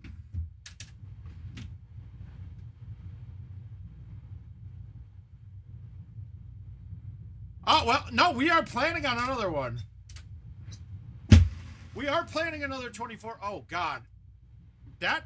I've never had that happen before. All right, 52 yards. You can't putt it that far.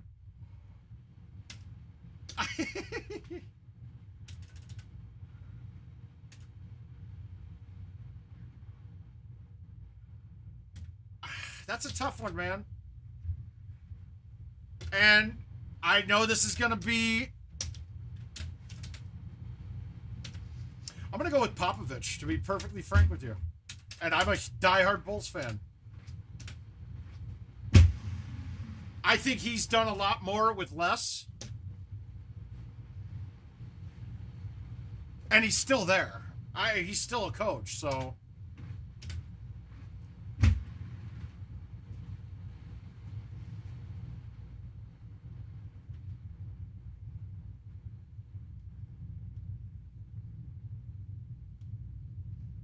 Got it. Yeah, I can't. I'd have to say Phil Jackson, a great coach, but has he ever coached on a team that wasn't fucking amazing before he got there? That's all I'm worried. All I'm thinking about.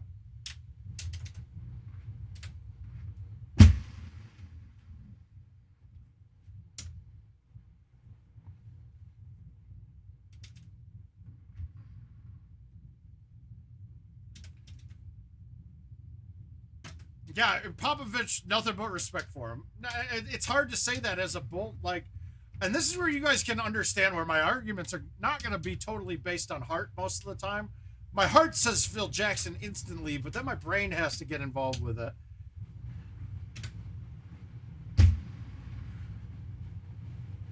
I mean, those 90s Bulls, I mean, that was my whole childhood, dude. That's me growing up. That was my formidable years, dude. There's just something. I still haven't seen this since then with any team in the NBA, but that team was transcendent, dude. Like, you didn't... The NBA has never had another team where we would schedule Christmas dinner around the Bulls game, what time they were on. The whole family stopped doing whatever they were doing to watch it. There every night, regular season games, we made it sure to be home so my dad and I could sit down and watch the games together. Like, I don't do that with anything. I do that with the Bears, kind of, but it's just me. And that's just with every football. It doesn't necessarily, pretty much any game that's on of NFL, I'm going to sit and watch the whole thing.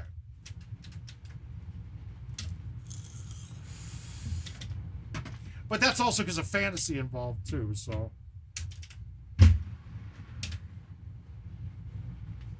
Hi. But that, and it wasn't just Chicagoans that were doing it. I still remember one of the first Bulls games I went to was in the old Chicago Stadium. Now, if you never got to see that place, well, the kill is Bobby Hall. I've never been a hockey guy. I mean, shit, dude. I would have to say fuck Jordan, because there's no way I would want to tell everybody I've had the greatest player alive inside of me. Like, no one could compete with that kind of greatness being in them.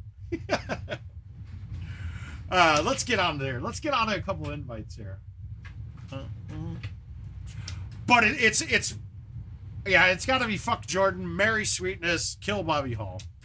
Oh, I didn't mean to pick that, but we'll do it.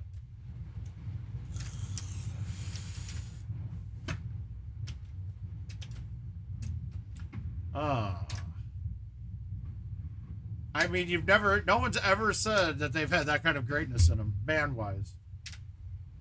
Maybe Rodman, I don't know. He probably took some quality D in the day. Never chase a bitch. Mask on. Fucking mask on. I don't think that one was that hard, actually. I mean, this is how big... Oh, how big the moisture is in this room right now. It's so big. This is how big Chicago sports were. Where the Bulls were. So I was at United Center. It was Blackhawks Red Wings in the playoffs, and we're up in a skybox for that game. And literally, no one in the stadium was watching the fucking hockey game. They were all up in the concourse because the Bulls were playing in the playoffs at that time. It was crazy. Like, you got more cheers and shit. And that game, the hockey game was amazing too.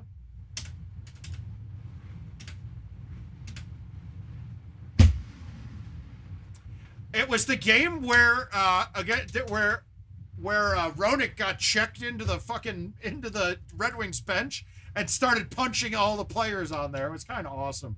But nobody was watching that game. They were watching. We paid money to be at a playoff game, and we were too busy watching the Bulls. That's how it was. Now, hockey in Chicago back when I was a kid was really hard to get into because it was not broadcast on TV. Bill Wirtz would not allow it to be on TV. So Chicago kind of got the raw end of the deal, but luckily they get a couple championships since, and they turned it back around. But Chicago hockey was not a real thing. If you look at Midwest in general, like every other state around here, like as you go from Chicagoland and up north, even down to Nebraska, hockey's huge. But for some reason, Chicago didn't have it. Like, it just really wasn't that big of a play for us when I was younger. Oh, we got double moistness. Molly Percocet. Fuck a bit.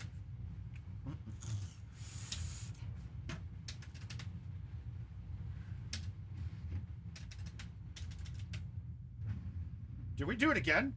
Did we? Off the hill. Oh. Wait, what? Motley Percocet. Where's your mask on?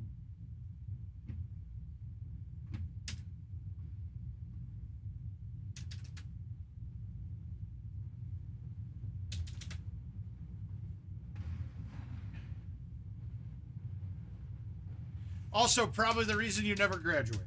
You were too busy watching Nolan Ryan. No, I'm just kidding. I don't know.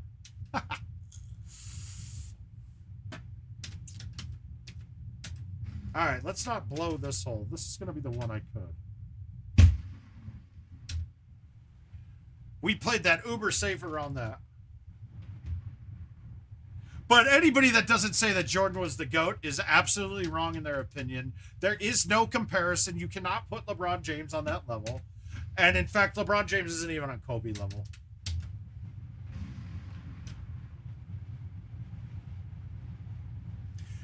And he should be. He should. His outside of it did hurt him more.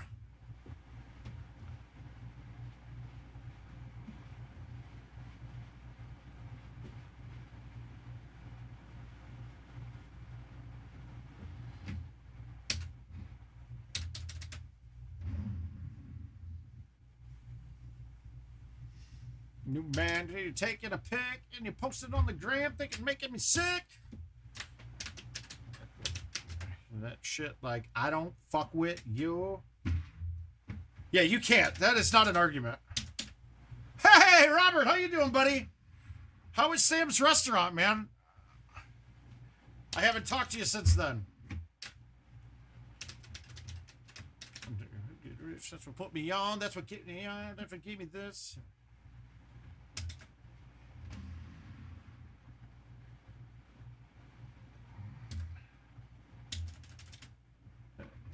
We just fucking up the ozone. Was it?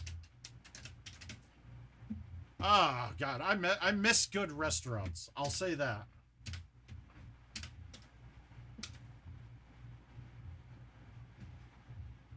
Honestly, Aaron Rodgers has become one of my most hated people. Nothing to do with being a Bears fan. I think he's just shit. I really just don't like him as a person. So he's got to be... he would have to be a murder. Torture, then murder.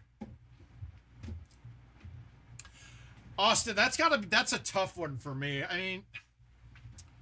And it's really a hard one to call now. I can't go... But I have to look at basketball as being positionless. Because it's so different now. I mean, you probably put Stockton as number one but that's as a point guard, not as a basketball player. As a basketball player, I mean, he's not even in my top 10, but he should be, though. Win, but hope I lose. It's probably... It would have to be Stockton as number one. And it's hard to judge with today's NBA, too, because, I mean, like, Curry up there, too, now. But is he really a point guard in the true sense of the word? I do not think Rodgers is overrated.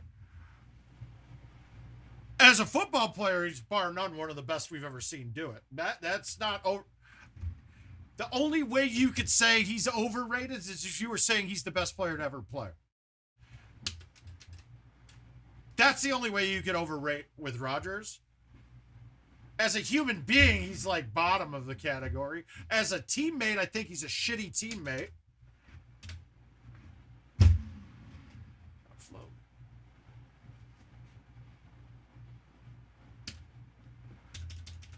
Yeah, I don't know. I mean, Bob Cousy maybe in there. It's a tough one, man.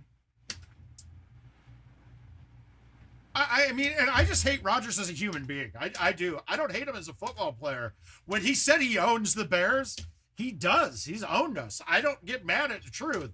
But when he goes and makes up shit and tells his teammates, oh, I'm vaccinated, but then fucking it's really that you're not, you just tried to cheat it. Then you're out there fucking, when half the league gets suspended for weed and you're out there publicizing that you went out on a fucking, on some trip, fucking to go tripping. Like... There is no doubt he should be suspended for the conduct policy, not for drugs. No, that doesn't that is an absolute fact in my mind.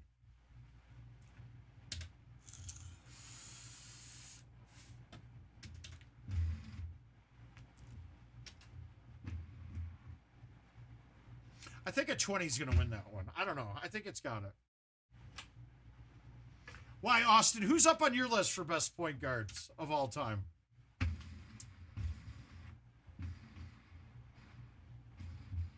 All right, let's get through. Let's play some 2022.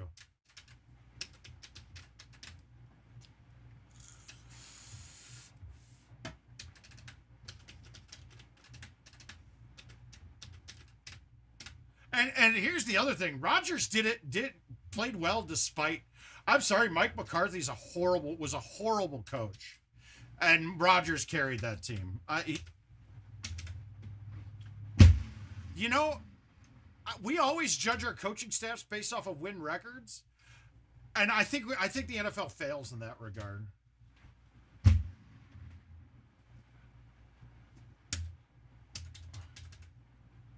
Oh, he is, absolutely. Well, Grant would have been a power forward for us, but that's a tradition. No, Horace Grant was a power forward.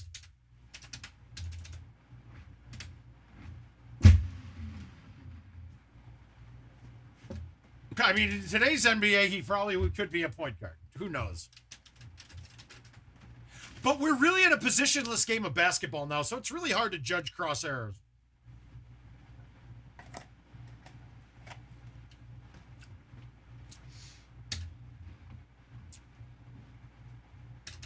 Let's be honest. The head coach of the Cowboys is Jones.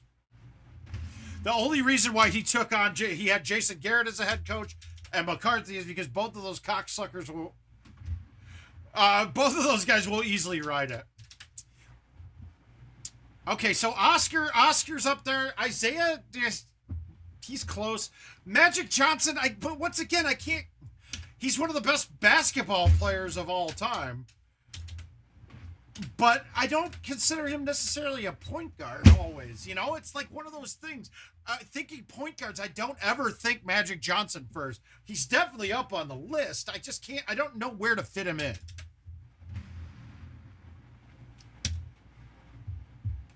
Well, I mean, would Kerr have been our point? Johnson was the first player to, in his rookie season when they won a title, he started as a center, Chris. He was their starting center on that team. So, like, he goes in the category of basketball player.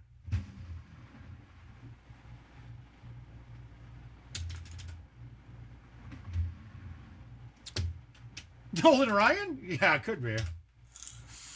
Well, Armstrong was there too. Well, but he's talking about Kerr during the Bulls years. And it would have been, I mean, technically,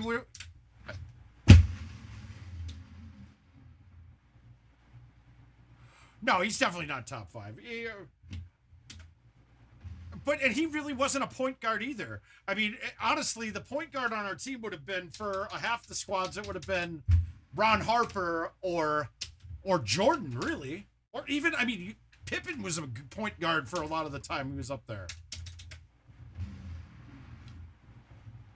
And then even after that, Kukoc was like a point guard for us too.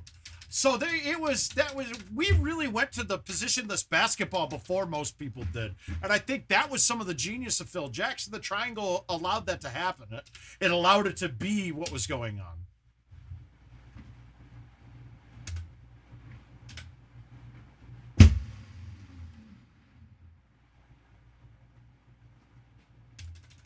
No.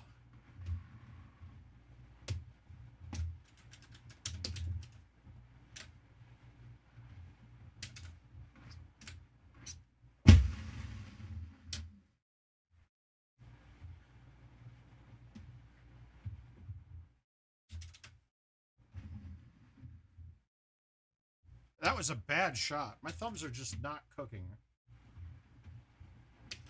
I'm going to start just dunking all my chips because I don't want to have to play the bounce all the time.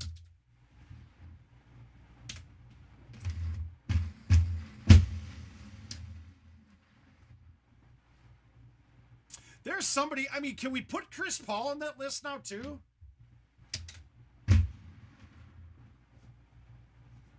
I mean, guys, we are really he's been that good for that long that he could be on that list of best point guards of all time. I don't think anybody in the league could have beaten Jordan in those teams. The only people that could have beaten Jordan during the 90s without him retiring were the Bulls front office. That was it. That was it, guys. We were unbeatable. The Utah teams were the closest of anybody in the leagues that year, but they didn't even hold a candle to our squads. It's probably being a Bulls fan. Yeah, Jerry West could be up there. Nash too. Oh, and it would have been at 8 straight. It would have been 10 straight because they don't break up that team then. That alone is probably like the part about that dynasty that sucks the most, that it didn't really get to be completed. That is hands down the best team that's ever been put on paper. They gelled together. They had the greatest winner of all time, who didn't really need to care about stats anymore because he was already going to be the greatest player ever to play the game. So he could do whatever he needed to do to win. Defensively, offensively, the most complete team you will ever see in the NBA. It's just no doubt. So now we get all these prima donnas together that only play defense when it fits them.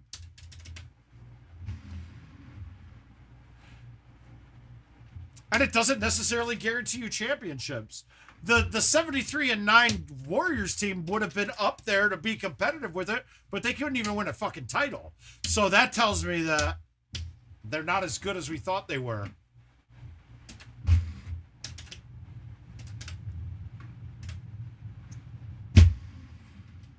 I think the most telling part about how good of an athlete Jordan was. Yeah, we all watched him play baseball. Did you guys realize he started his fucking minor league career? He started his minor league career with like an 18-game hitting streak, dude. That's a guy playing basketball, going and switching to playing baseball. I don't give a fuck who you are. You're not getting hits in like 20 straight games in any league. Any person isn't. They were saying, basically everyone in the White Sox organization said there is no doubt he's going to be in the MLB playing professional baseball at some point if he wanted to. That's just, he's just amazing. And that's just the will.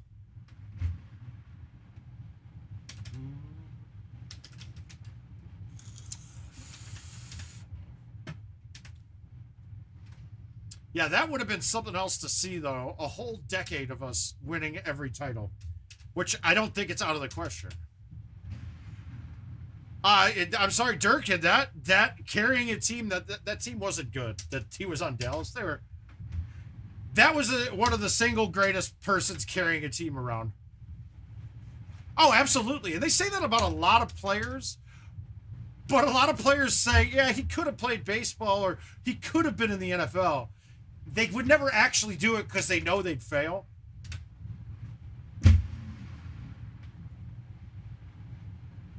Jordan basically said, fuck you, I don't fail. That was it. And then on top of it, he didn't break the fucking picket lines during the strike, which was awesome. Which, just consummate. I mean, he's just that guy, dude. He's the GOAT. There's no other way to say it. He's the GOAT.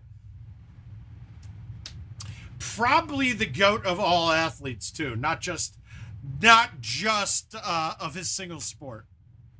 You put Tom Brady in another sport, he cannot play any other sport at a professional level. Maybe you look at your Jim Thorpes. Jim Brown probably could have too. Oh shit. All right, so we got a clean one on Hollywood out of the way. Dude, there's more to respect about Bo Jackson than his athletic prowess. He's another person I've actually sat and had long talks with, but him multiple times. And just to hear about his struggles with his speech impediment and how he's actually done a very good job overcoming it, and hearing him in private versus hearing him on TV, I think that's more impressive. He persevered through a ton of shit, and I think that's more impressive as a human being more than an athlete. He's a really nice fucking guy too, dude. All right, we're gonna try to get a shush on this. I'm most likely not gonna make it, but we're gonna get this close enough to the bunker that I can get over the lip in front of it.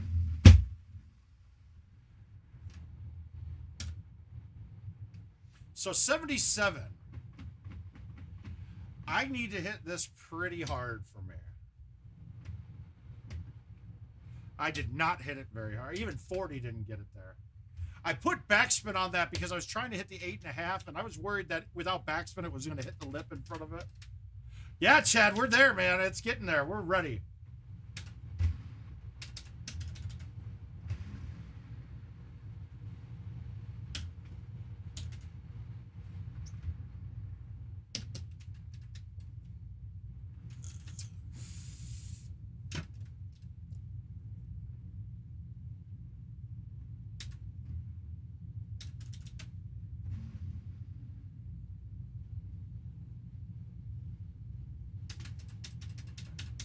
Yeah, but Bo Jackson definitely could have been up there. I mean, and I get in late Friday. Iowa flights weren't good. It was close to me not going, and then I found one on Allegiant, and it's a direct flight, but it doesn't get in until not late Friday night, but like 8:30 Friday night, and then it leaves midday on Mondays. So, but it's direct, and that was impressive. And it was only $200 and then $60 an add-on. So I can't be mad about it. I just don't have any options. Like, I can't miss a flight or I'm fucked.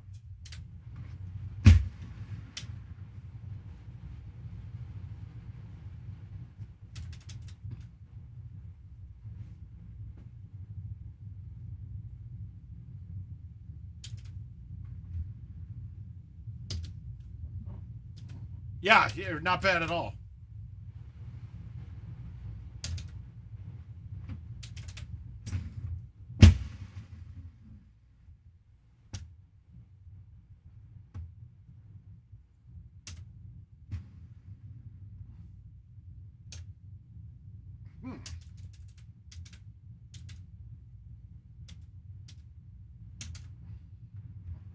All right, so Eric, we're assuming that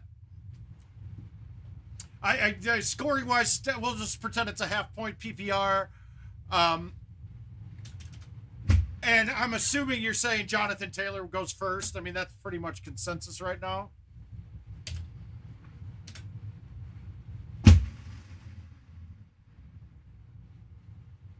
How the fuck did that only go to, like, that only carried, well, I guess 320 would have been the carry. Oh,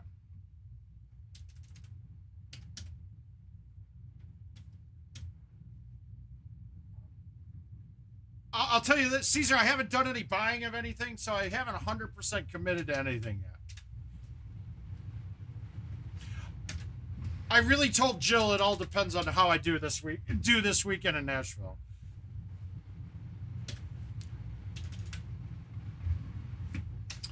Okay, so then, I mean, every one of these guys to me, except for one, is a risk, but it's between this group for me. It's Eckler, Derrick Henry, and honestly, I hate to say it, I'm still in the McCaffrey boat there. But I think that we got, it's a crapshoot in that range to me this year. This is a year I'm not against being at the very bottom of the draft. I either want one or I want to fall all the way to the bottom.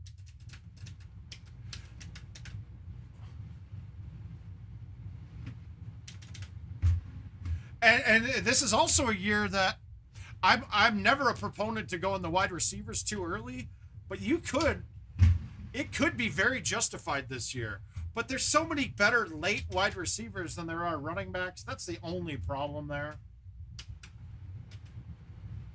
Well, I think he's perfectly acceptable. He was perfectly good at both.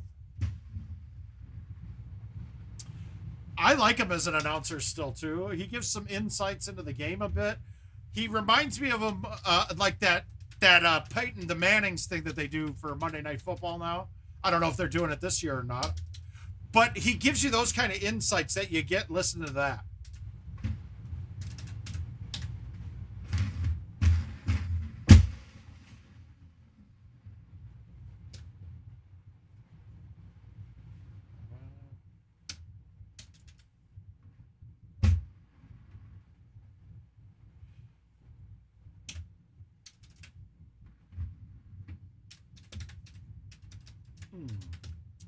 People pan him a bit, but my wife and I both enjoy when he's commentating. I don't mind him at all.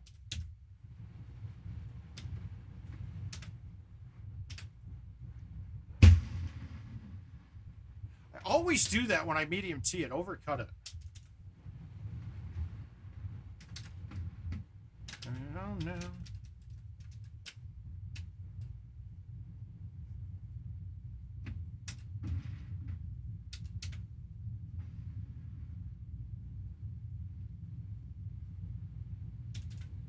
Oh.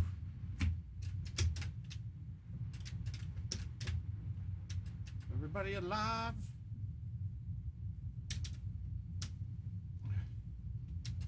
I haven't watched it in a while. I think the last one I watched was that first one with the Jets.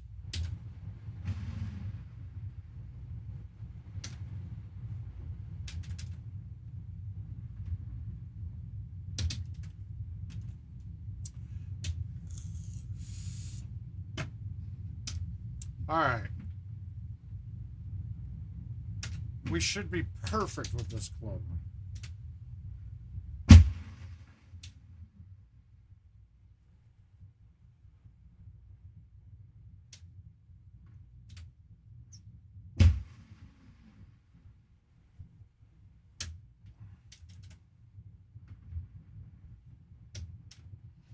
But otherwise, fifth pick then, I mean, you could throw Cooper Kupp in as the fifth, Jamar Chase in there too.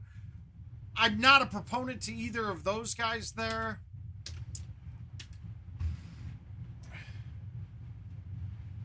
Oh, you're welcome, Chad. I'll probably be taking you up on that. I'm not going to get blackout drunk Friday night, but I think we can have a few libations. I mean, the hotel is literally in the parking lot, so I don't mind. I appreciate the offer. But I did learn my lesson. That was what got me into trouble in Wisconsin last time I was there. Everybody, I sat down after losing my first match and literally had like 6 or 7 people go, "Let me get you a shot." And I was like, "Oh, I can't turn you down." And then I blacked out by the time by my next match.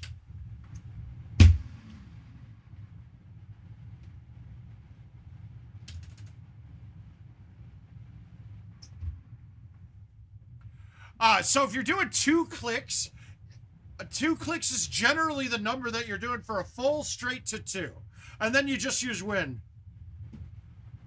Never.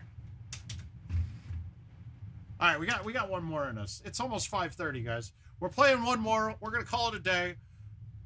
I think we're going to do not a Wednesday early stream, not a night stream, but I think maybe like a 6 p.m. or maybe we'll just go 7 and 8, start drinking. I'll go out and play at the bar first so I don't feel bad about not making any money. We got one game in us here. Oh, do we? Let's play Southern Oaks.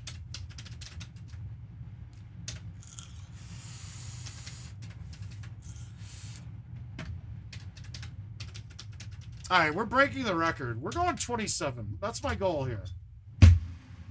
I'm going to play clean and get 18. That's my goal.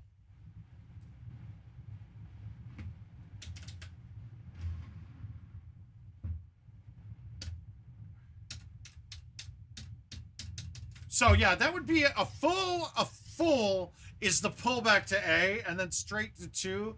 That's what's happening when they're doing that. And it's generally 2 turns.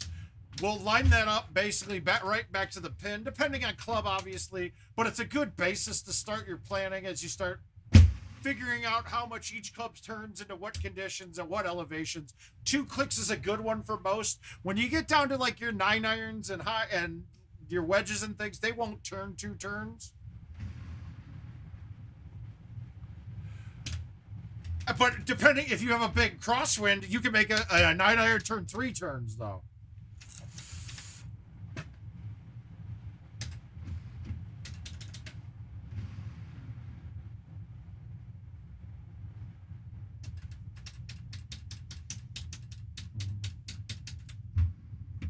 Oh, well, we can't do that, Caesar. We'll probably make it a late night on Wednesday.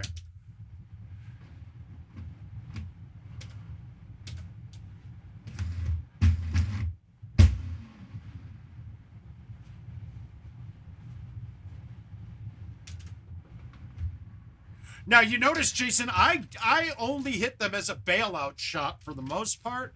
There are some people that aim with them very well, but to me, you can't make all the right calculations unless you have extreme course knowledge on it, because you're not getting the right breaks on the greens. You don't see what you're hitting.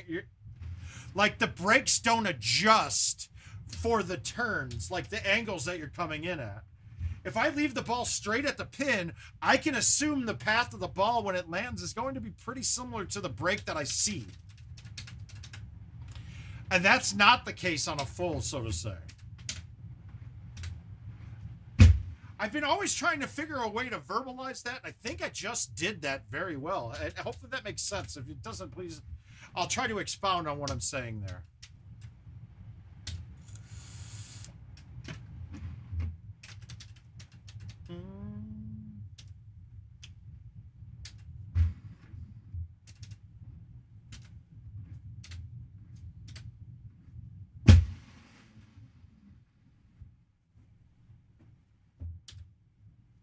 Okay, so this one though, we're not going perfect. We're not going parallel with the fringe line. So I'm playing this putt to the left edge. So I'm playing it like a right 9. And it should come off pretty clean there because there's no chance that it touches the rough ever there, or the fringe ever. That last one I had, we were going right parallel with the edge, that it was grabbing no matter what I did.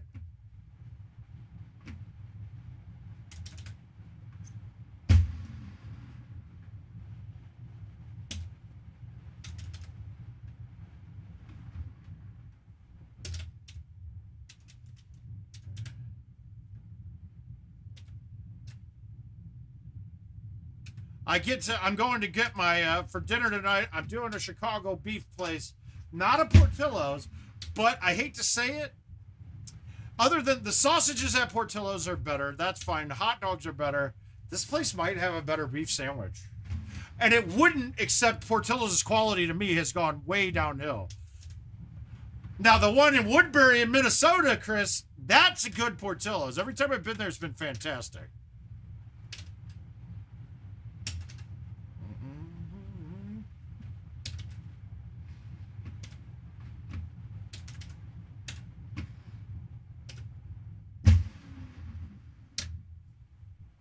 But my Portillo's in Iowa has been shit lately.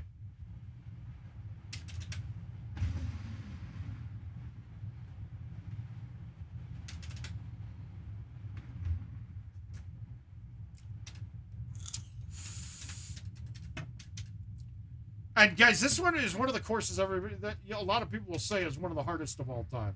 And I don't disagree. It got a lot easier with tees.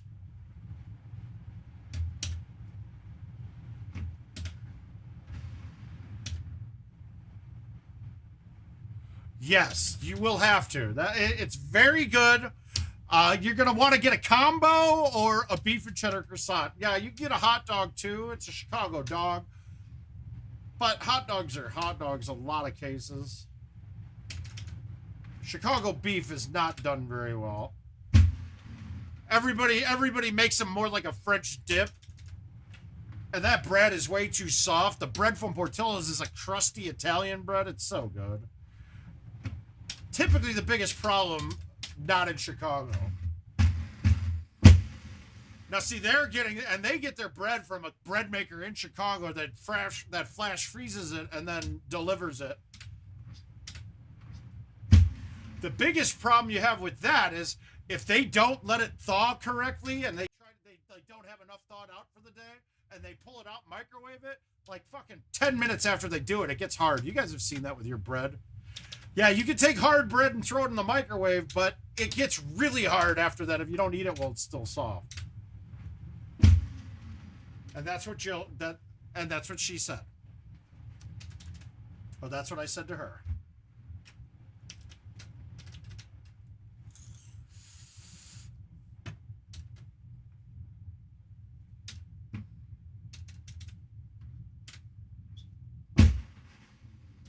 Yeah, see, without a tea here, I would have been laid back a lot farther.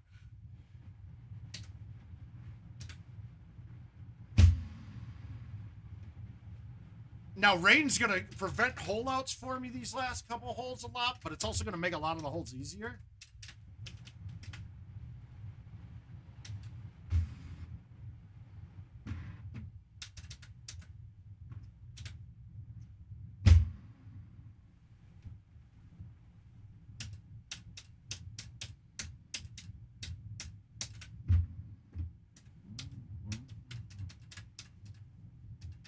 All right, we got to get the... Okay, see, the rain's actually going to help here. This is as bad of a look as you can get. When the pin's on the right, not too bad. Pin on the left, not good.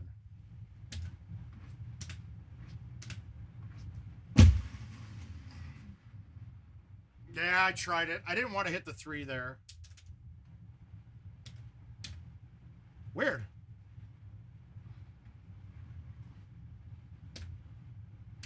Now, the rain saved me there. I got to be super aggressive and didn't have any problems there.